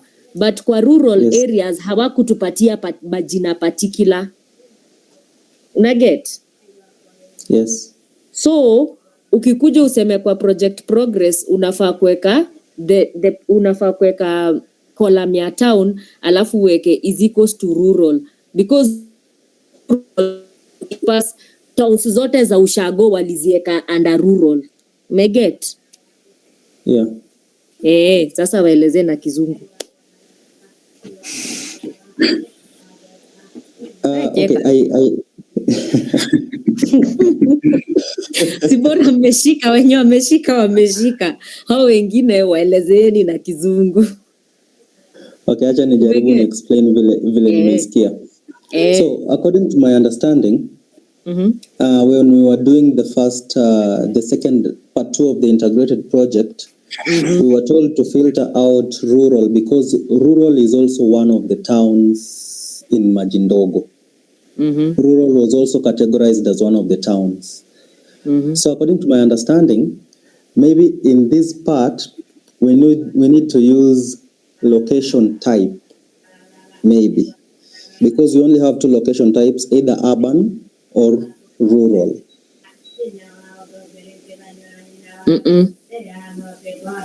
Sijaipata bado. Hujapata, wewe umesema location type. Mimi nimesema sikiza. It's okay, hiyo nime expound on it. Ume-expound on it, but hatuwezi tupia location type, haitaitikia. Unaget? Because iko na many to many relationship. Hata ukienda uangalie, haitaitikia. Haitaitikia. That's why nakwambia we use the project progress, we use the column of town. And town tuseme is equals to rural, where tunamaanisha rural ni all the rural towns. Yani tutautote twa ushago zote zimekwa as rural. Alafu then urban towns ndo ziko na majina zao like the singular names. If you do that, itaweza kufanya kenye unataka kudu. Oh, I understand. Okay. Okay.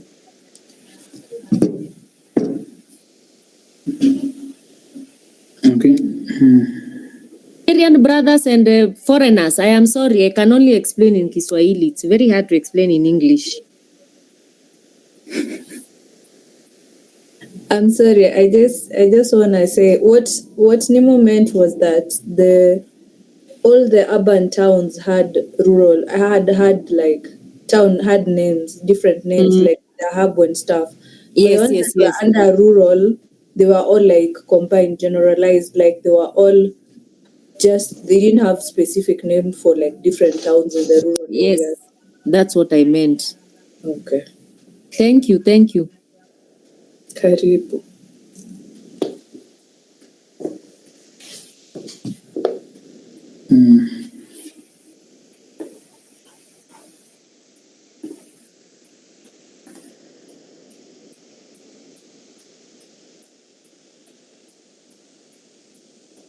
So next. On the project progress, you put town is equals to rural. So, the town I should replace with rural. Where you've written source, so we are taking if project progress table column town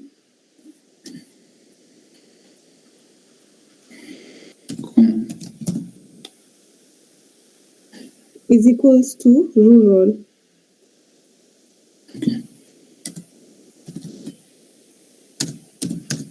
Then remove the quotes in town.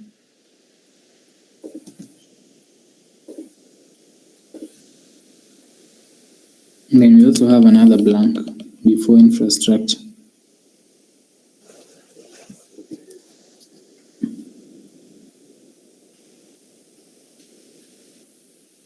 Should I replace this? Yes, with the, is it with what we had calculated for rural? I don't know, is that correct? The column that we had calculated for rural.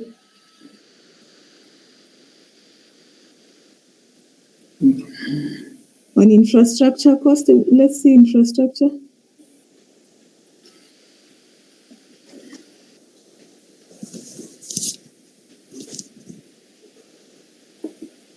The drop down. Yeah. The rural adjusted costs. Cost. Okay. So we are saying if the project progress town column is rural, it should use the infrastructure costs rural adjusted. I'm not sure there was a blank before this. Yeah.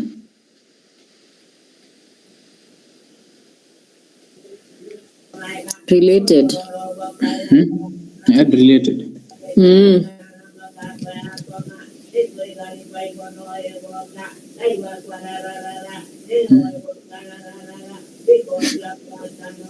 Same. Make a two related. Yeah. Then commit. Yeah. It will do that.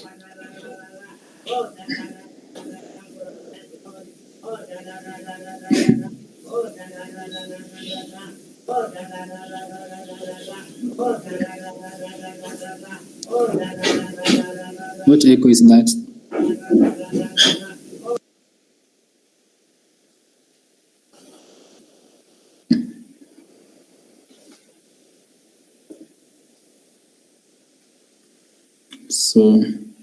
So is it a coincidence inatoa only like 16300?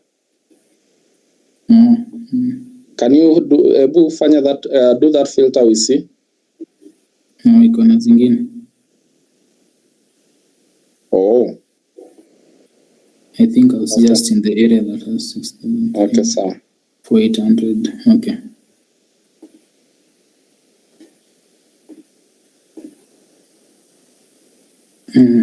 So the next page, we can classify. Before you go to the next page, Emmanuel, I don't know even if you can maybe repeat it again just to the key points on the same. On the table view. No, on that DAX, the function, what you added. I've added town. We had 4 blanks. So on the project progress, the square brackets, we have town. I think the square brackets is for is it the column? We usually have the table name before the square brackets. And then I also replaced what was on we had written rural on this, town on these double quotes. Initially it was blank before we switched to town. Then we replaced it to rural. Then on number 4, line 4, this is a function related.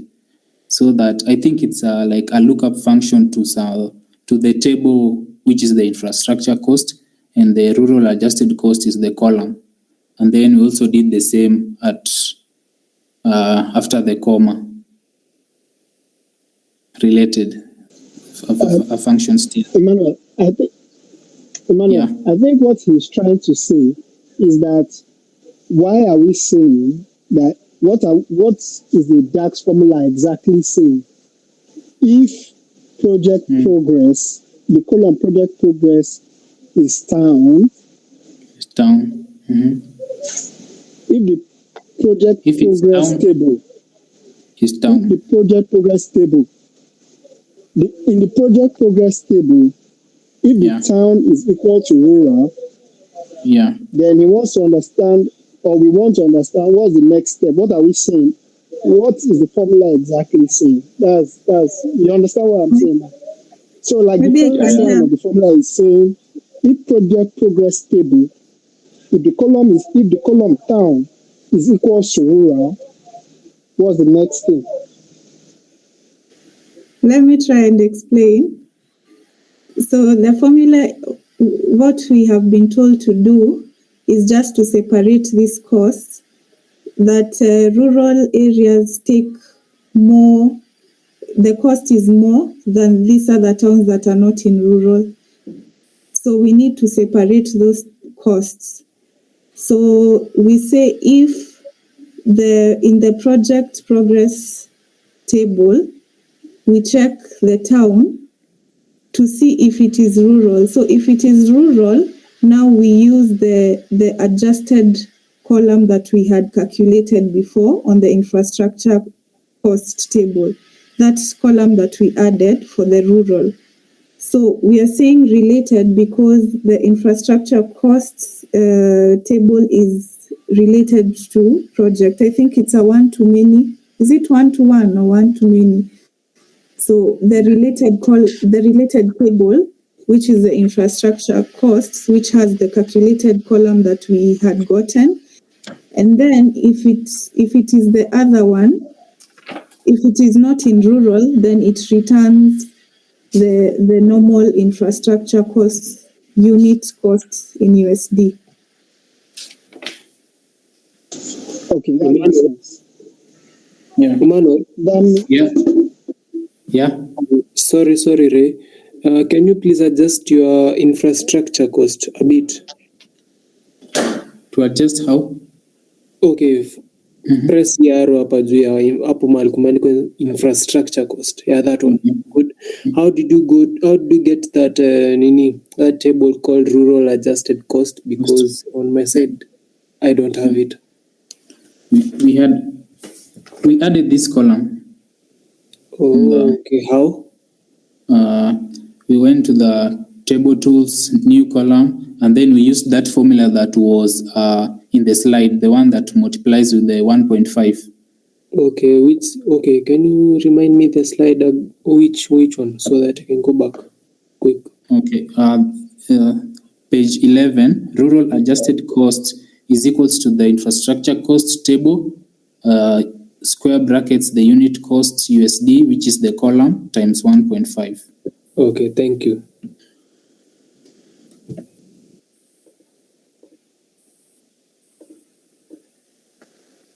Okay, I think we're okay till there. So we can classify water sources according to the UN requirements. We have 5 service levels and their definitions. So safely managed drinking water from an improved source that's accessible on premises. Basic drinking water from an improved source, provided collection time is not more than 30 minutes for round trip, including queue time.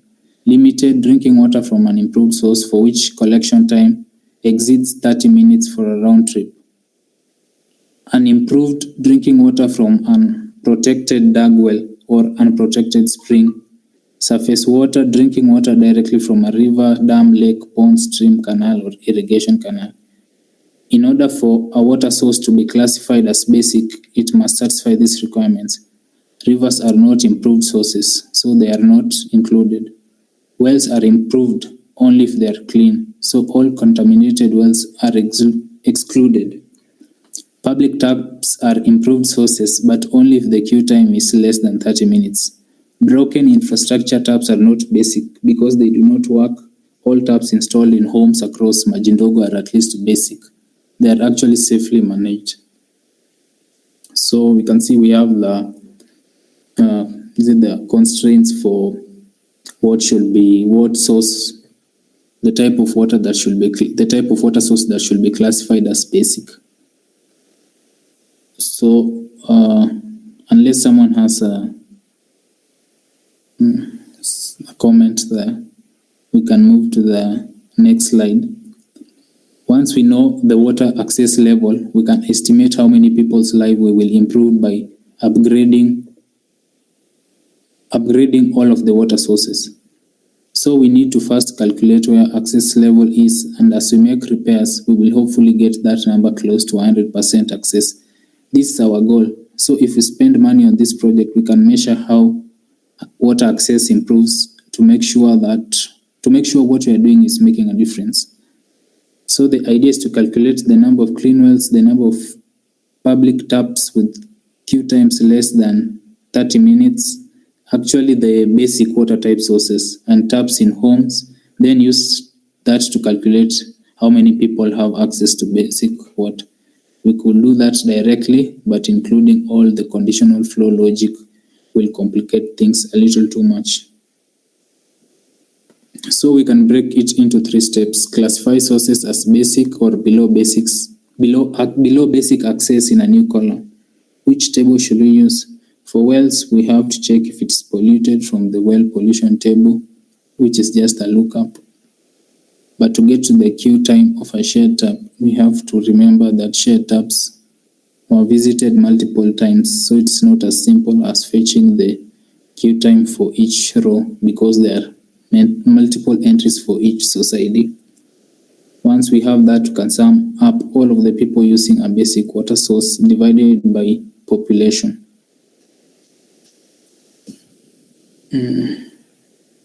Any comments?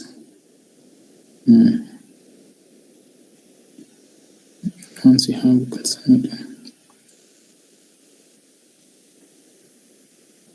so step one is complex, so let's break it down together a bit more. Step A is we have to calculate the average queue time for each source. This means we need to aggregate per source. Step B, we need to create the control flow logic to check wells and taps to classify them as basic or not. Step A, let's calculate the average queue time for each water source first in the water source table. Remember, we want to aggregate queue times using the average for each source so that the average queue times are calculated for each source. This is what I used, but I added some blank values for you to fill in. So we have the average queue time, we have the DAGS formula there. So I think we should try making sense of this formula before we paste it into our table view. Okay, now we should have a column with the average queue time. So I think they're creating a column for average queue time, but I'm going to calculate filters.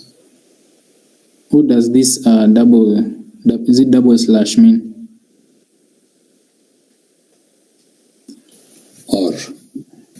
Or, okay. Filter. Calculate the average time in queue visits.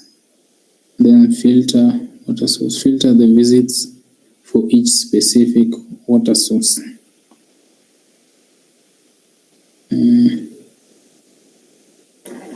Anyone?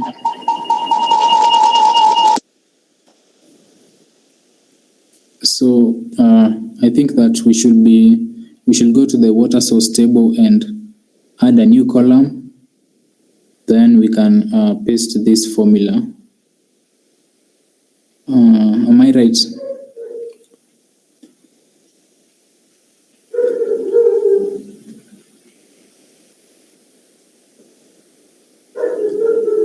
Yeah.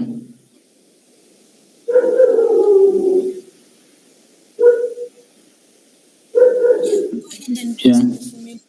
Yeah.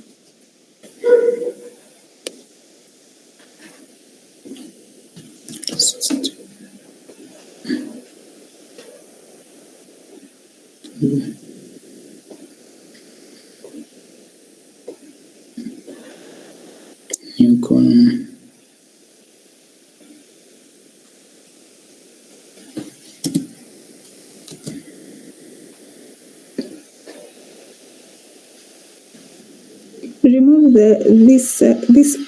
these are actually comments, I think.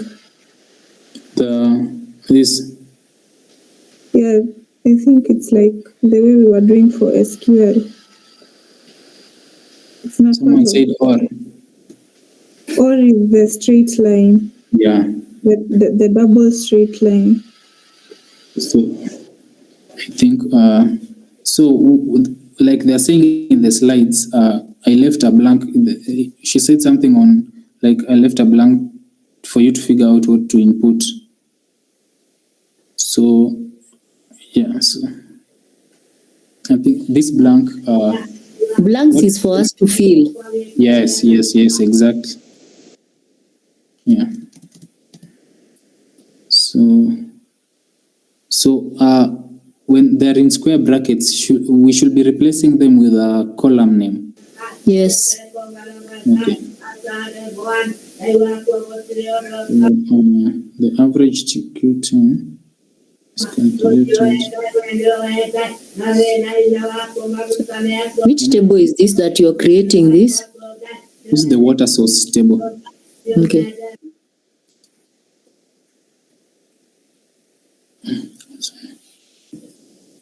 First blank, I don't know if I'm right, but the first blank should be average since we're calculating the average.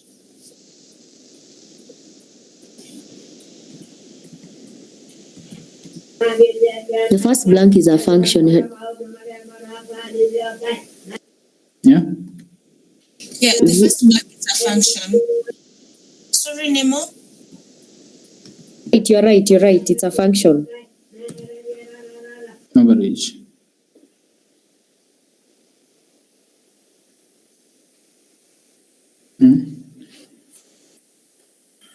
So I think when we're calculating the average queue time,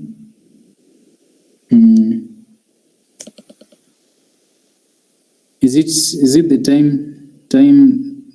time taken or time in queue? Time in queue. Time in queue.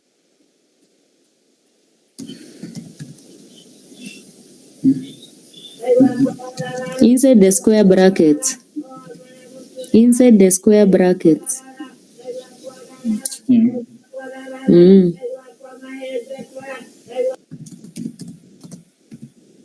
It's just completing for you, actually. Oh, okay. He just wants to write. I think my eyes were somewhere else. So. And names wrongly. Yeah? No, I don't think you're writing the time in queue. A double bracket when it should just be one. Come up again. After average, Yeah. go away with one bracket. Okay. Check the column name. The column name. The underscores. Underscores. That's why you need to check. Like when it completes for you, that is what you should select. Okay.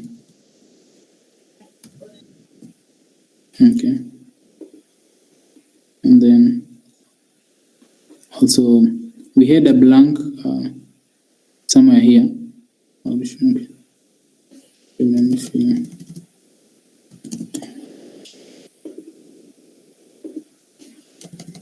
The second blank is what we filled with time in queue. Okay.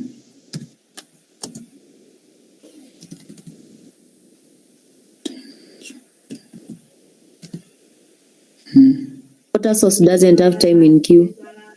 Yeah. No, the second blank was average visits, time in queue. Time in queue at the average, it was our second blank. After average. Please, how do we figure that out? Go to the slides, kindly.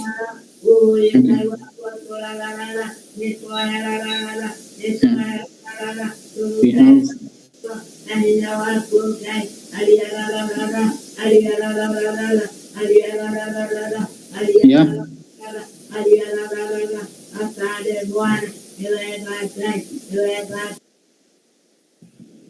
So we had a blank before the visits. Yeah. Go to the slide so as we can confirm where the blanks were. I think. That's where the blank is. That's where the blank is. That's not the issue I'm asking. What I'm asking is how are we determining for this second line, this second visit line, how are we able to determine what we're going to do in the blanks?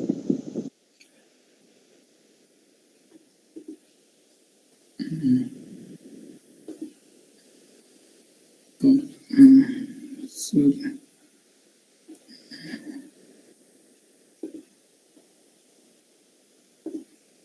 excuse, come up again. What we're saying is that for this second line of visit, we've been able to establish that for the first line, we are calculating the average time in queue from the visit table, right? So Yeah. the second line, which is filter, we are filtering the visit table, then we are filtering visits. For each. The comment is that filter the visit for each specific water source. So we are saying visits Type of water source. type of water source equals water source. Then is it ID or what's now going to be inside the blank of the water source? Water source. I think it's source ID. Is the ID right? Yeah. Is that what it feels? Because that's what I also feel. Because the ID that can separate the various different types of water source. Since two types of water source, two equal types of water source will bear the same ID. If I'm correct, Ella, am I correct? So share tap will have the same water ID, isn't it? Can someone confirm that? Yeah, I think so too, because visits has source ID and the water source one also has source ID. So since they both have to be equal.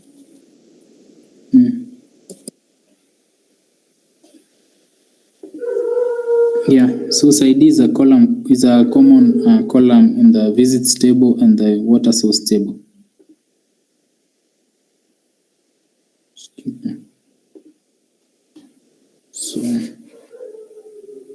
So for the square brackets, we are inserting the source ID.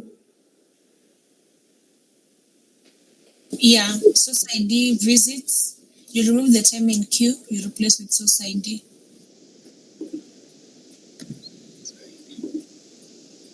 And we also have to do the average time in queue. Was it?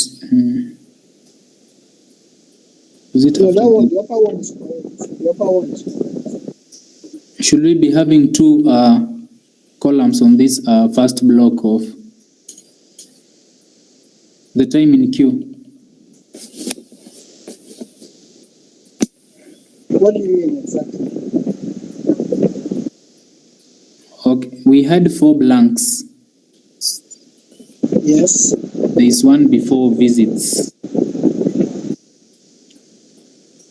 That is auto replaced with average. Okay, okay. The function average. Okay. So I should commit. Yes, please. Okay, a minute.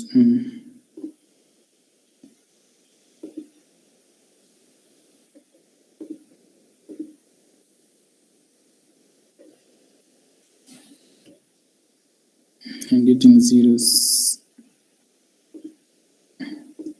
Yeah, I feel what happened.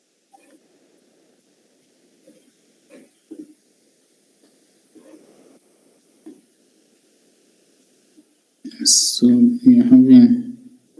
So I feel that filter column.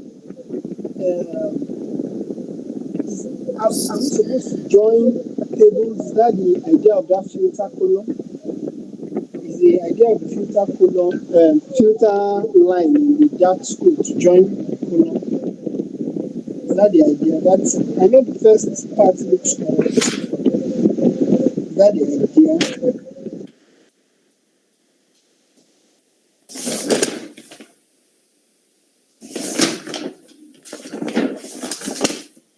filter.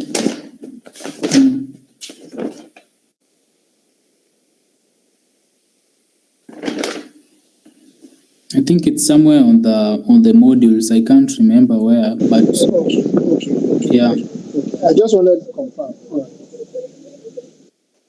Okay, so as you can see in this average queue time column, we have so many values from 0 to 189, which I think it makes sense. I think it's in minutes, the average queue time. Okay, so going back to the slides. Okay, now we should have a column with average queue times for each water source. So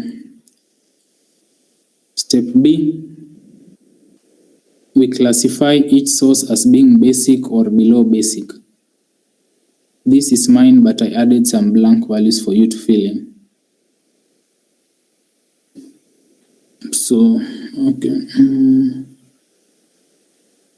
So in the basic water access, that's the new column name.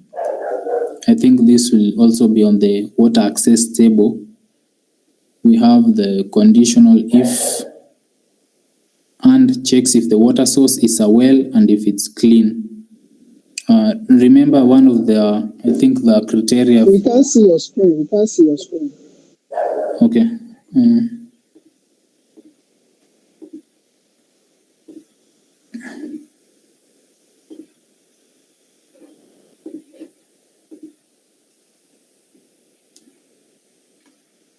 So we are done with page 15.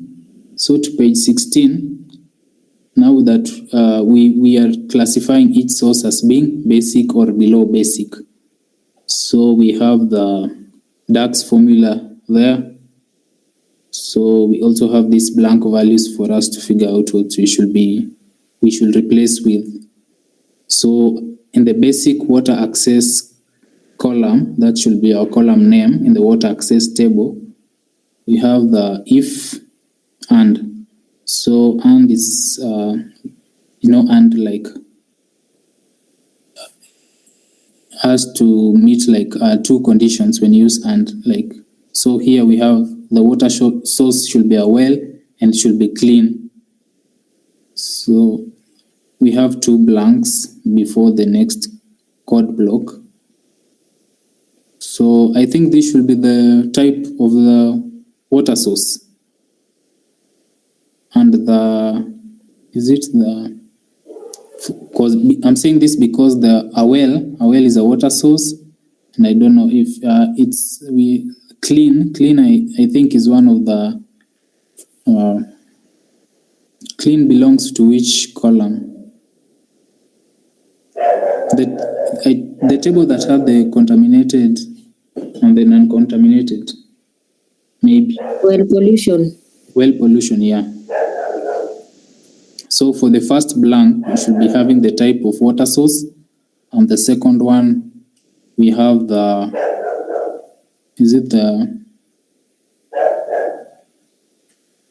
what's in the well pollution? results. We remember the one that we had contaminated, biological, contaminated, chemical, and clean. Yeah. That's in the well pollution table.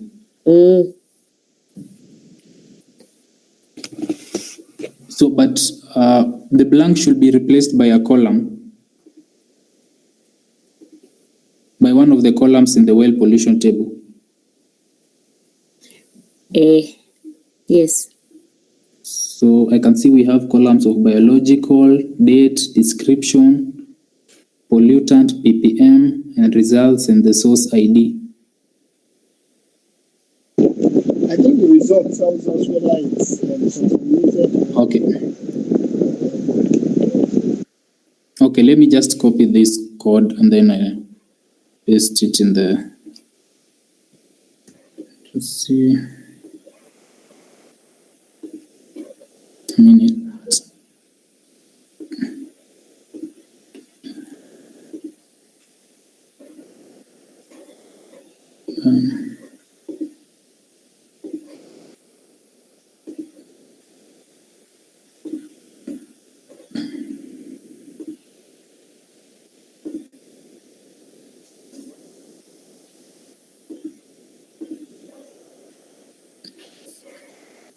So in the table view, under the water source, beside the average queue time, I think we add another column here. New column. We can't see your screen.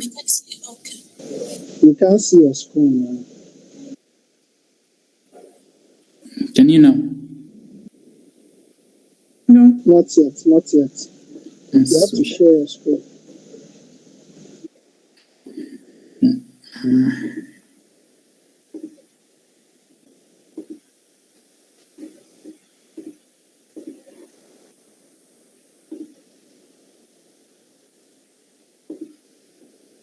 Let me present my entire screen.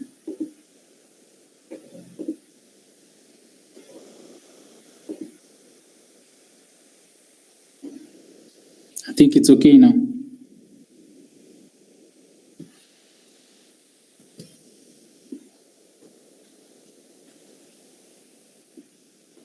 Not yet. Not yet? No.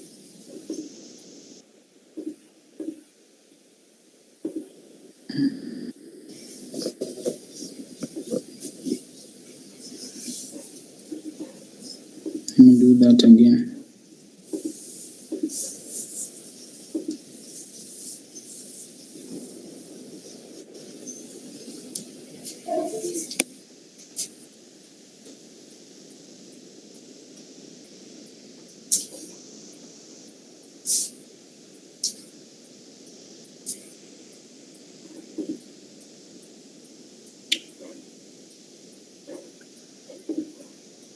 Is it okay now?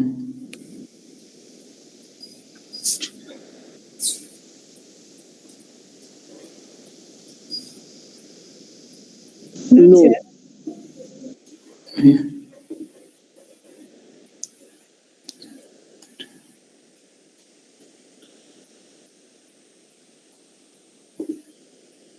Okay.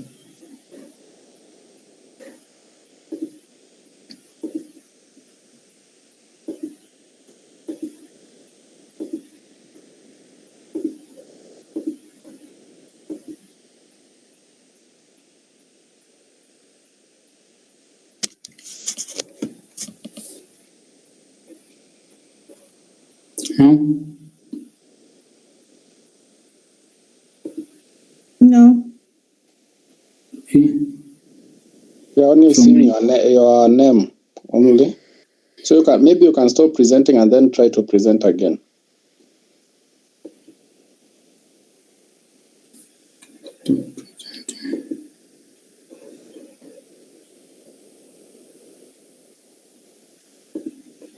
Okay.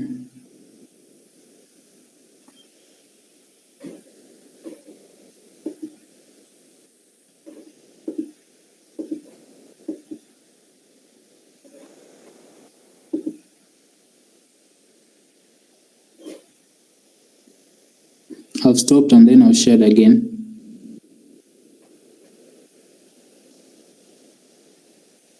Yeah? You're waiting for it.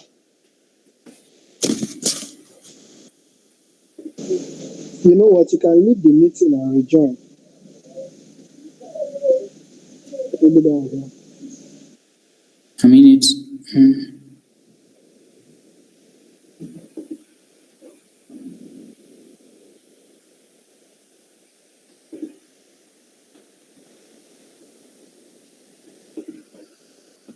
Should I leave the meeting and join again? We can see your screen now. Don't press anything. We can see now. And what about the Power BI? We can see your screen. The Power BI? We can see that. Yes. Okay. So I've copied the code and I've also created a new column in the water source table the column basic water access. So for the first blank, I think we should be having the type of water source, if I'm right. Yeah? Water source. Okay. For the second blank, from this well pollution. Okay, on my end, I can't see whatever you're doing on your You can ducks. see whatever you are doing.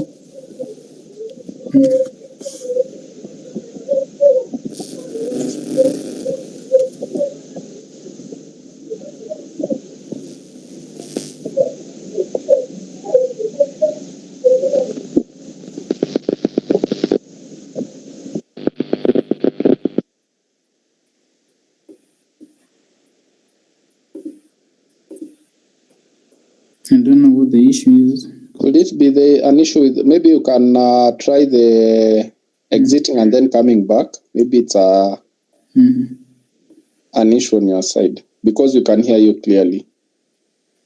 Okay, let me try leaving.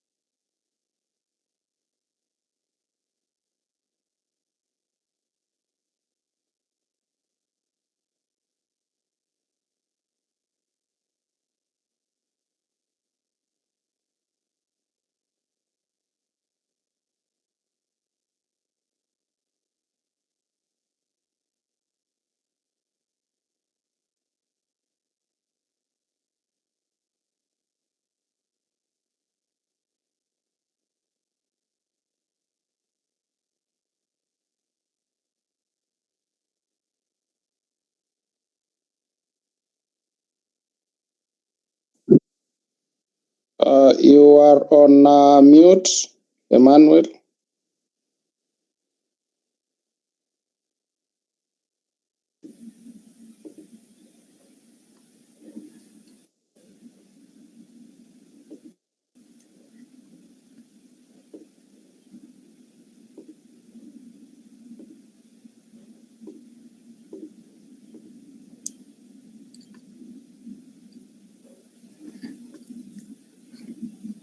Can you see the screen now? Yes, yes. Okay, I had copied this code to the. I had created first the basic water access column, and then I copied the code to the formula bar. So I replaced the first blank with the type of water source. I think on the second blank, I think it should be an indicator from the well pollution table. Said results.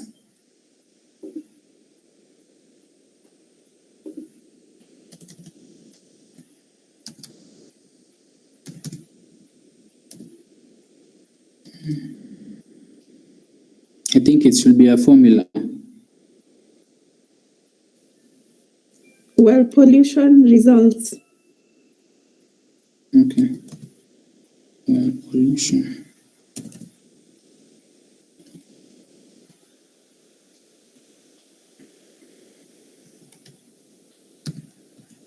I'm not getting the.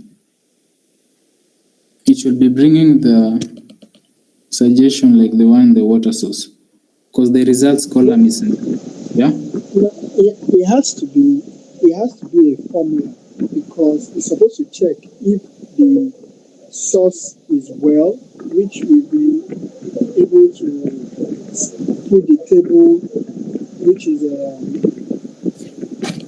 water source and type of water source.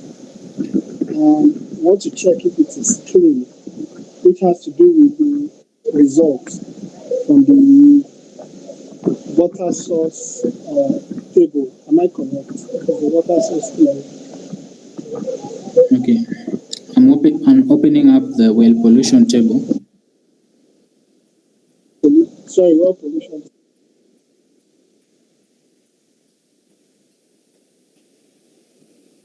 Have we stated the water source should be clean? Are we supposed to say that? Yes, we should say that because that's our first statement. Yeah, then I think that's why it's refusing. So we should put the water source type to be well. Yes. Let's go back, please. Let's go back to that dance. Okay. Where water source type equals well, there should be really equals well here, double equals well here. That's what I feel in this first line after type of water source. There should be double equals to well. Then that solves that, checks if the water source is a well and if it is clean. The results will be equals clean. That's what I'm doing.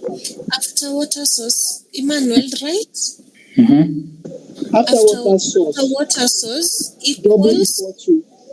Yeah. well. Is this double equal? Is it not double equal we used to? I think it's Well. double equal to. Not there. Okay. At number 4. Single equal to. Okay. At number 4. Yes. Before the comma. After water source before the comma. Before the comma. Not there. Yeah. Yes, before yes. the comma. Okay. Before the comma. Equals well. Well in double quotation. No, single equal to in double quotation. Yes. Well. Yes. ELL. Single equal sign. Single. Not double. No. Not double. Exactly. Then on the other, yes, then we now put where, that shows the result, the table that has the results, that has the well, what's the name of that table? It's the well pollution. Well pollution table. Put the well pollution.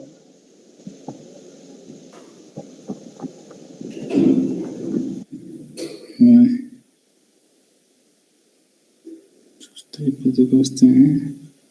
Well pollution. Should I have the well pollution?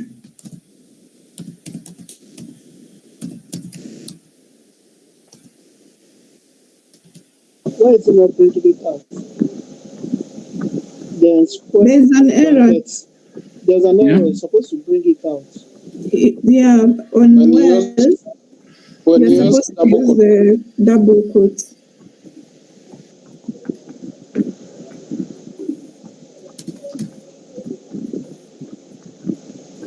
Okay, then well pollution.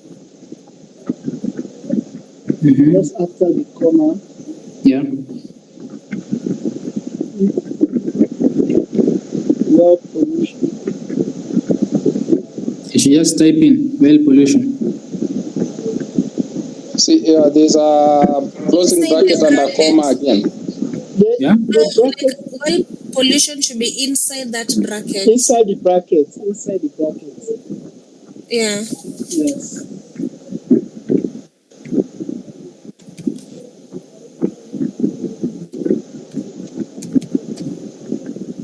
Square brackets. No, still inside the bracket, yes. Then do a square brackets here. Square brackets. Square bracket, yes.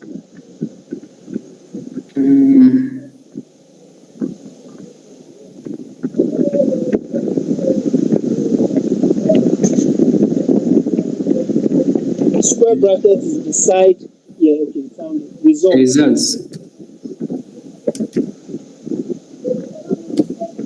Yes, so after this place, we'll likely stop here. Results then equal to, still inside the bracket, equal to double quote, No, single. I think it's single equal to using this tax formula. Single. Yes. Then 3.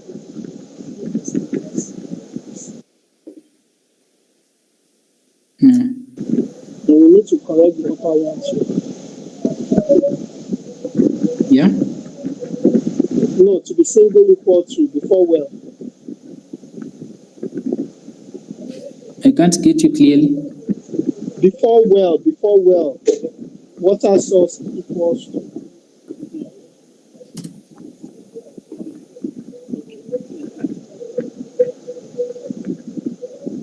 That's the first line. That's okay. Yes, that's it. So we have a second, another blank at number 8.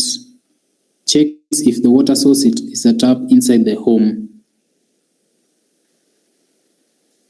Inside the home. Okay, I think people are suggesting that we stop here for now. You know, we stop here. That is quite deep. We stop here for now. Okay. See how we can push forward again. Yes.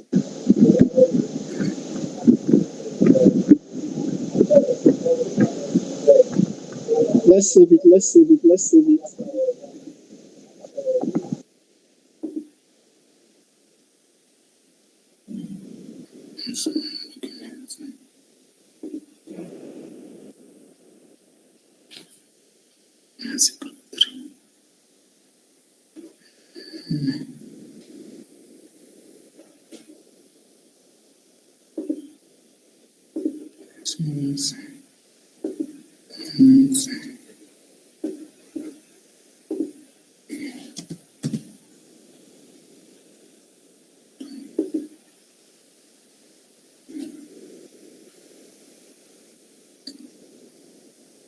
I think I've saved it.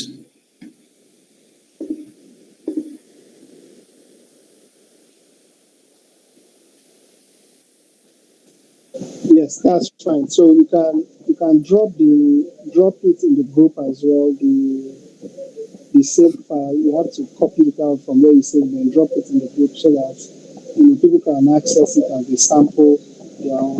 Mention the next time of the meeting in the group as well. Okay.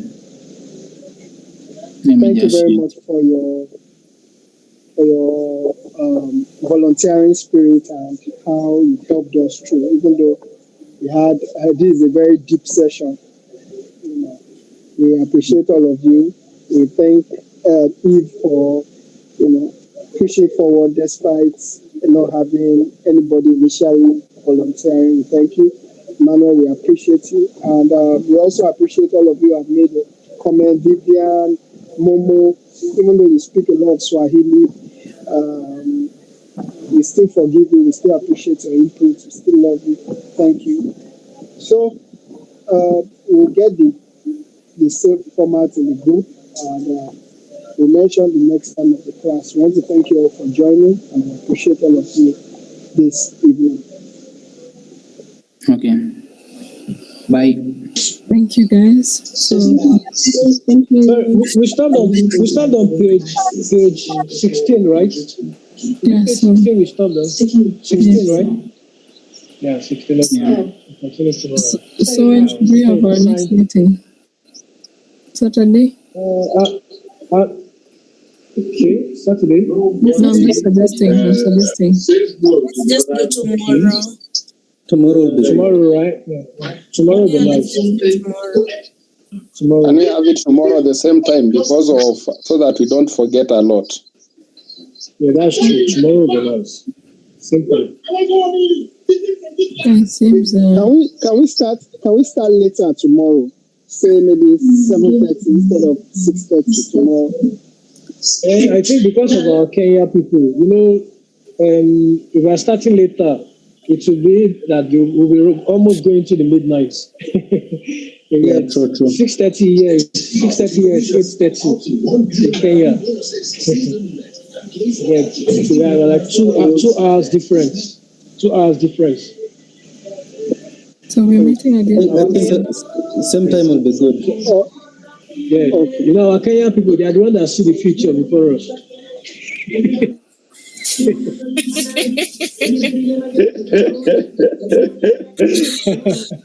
Why are you not talking about It's South very Africa? important we started this one early because it's very deep, unlike the previous one. You know, it's really deep. So it's good that we started today.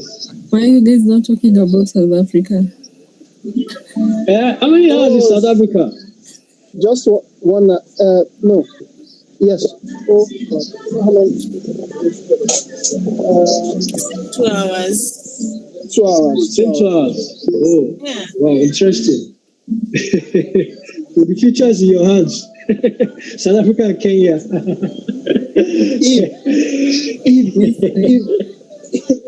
Where in South Africa are you? Thank you, guys. We have someone. See you guys tomorrow. We have someone on the call from South Africa. No, I'm in South Africa as well. That's what I'm asking. Uh-uh. Are you in Cape Town? Are you in Joburg? Are you in Joburg? Okay, guys. You have a good night. See you tomorrow, same time. Yeah. Ideally, we are going to see tomorrow before you guys.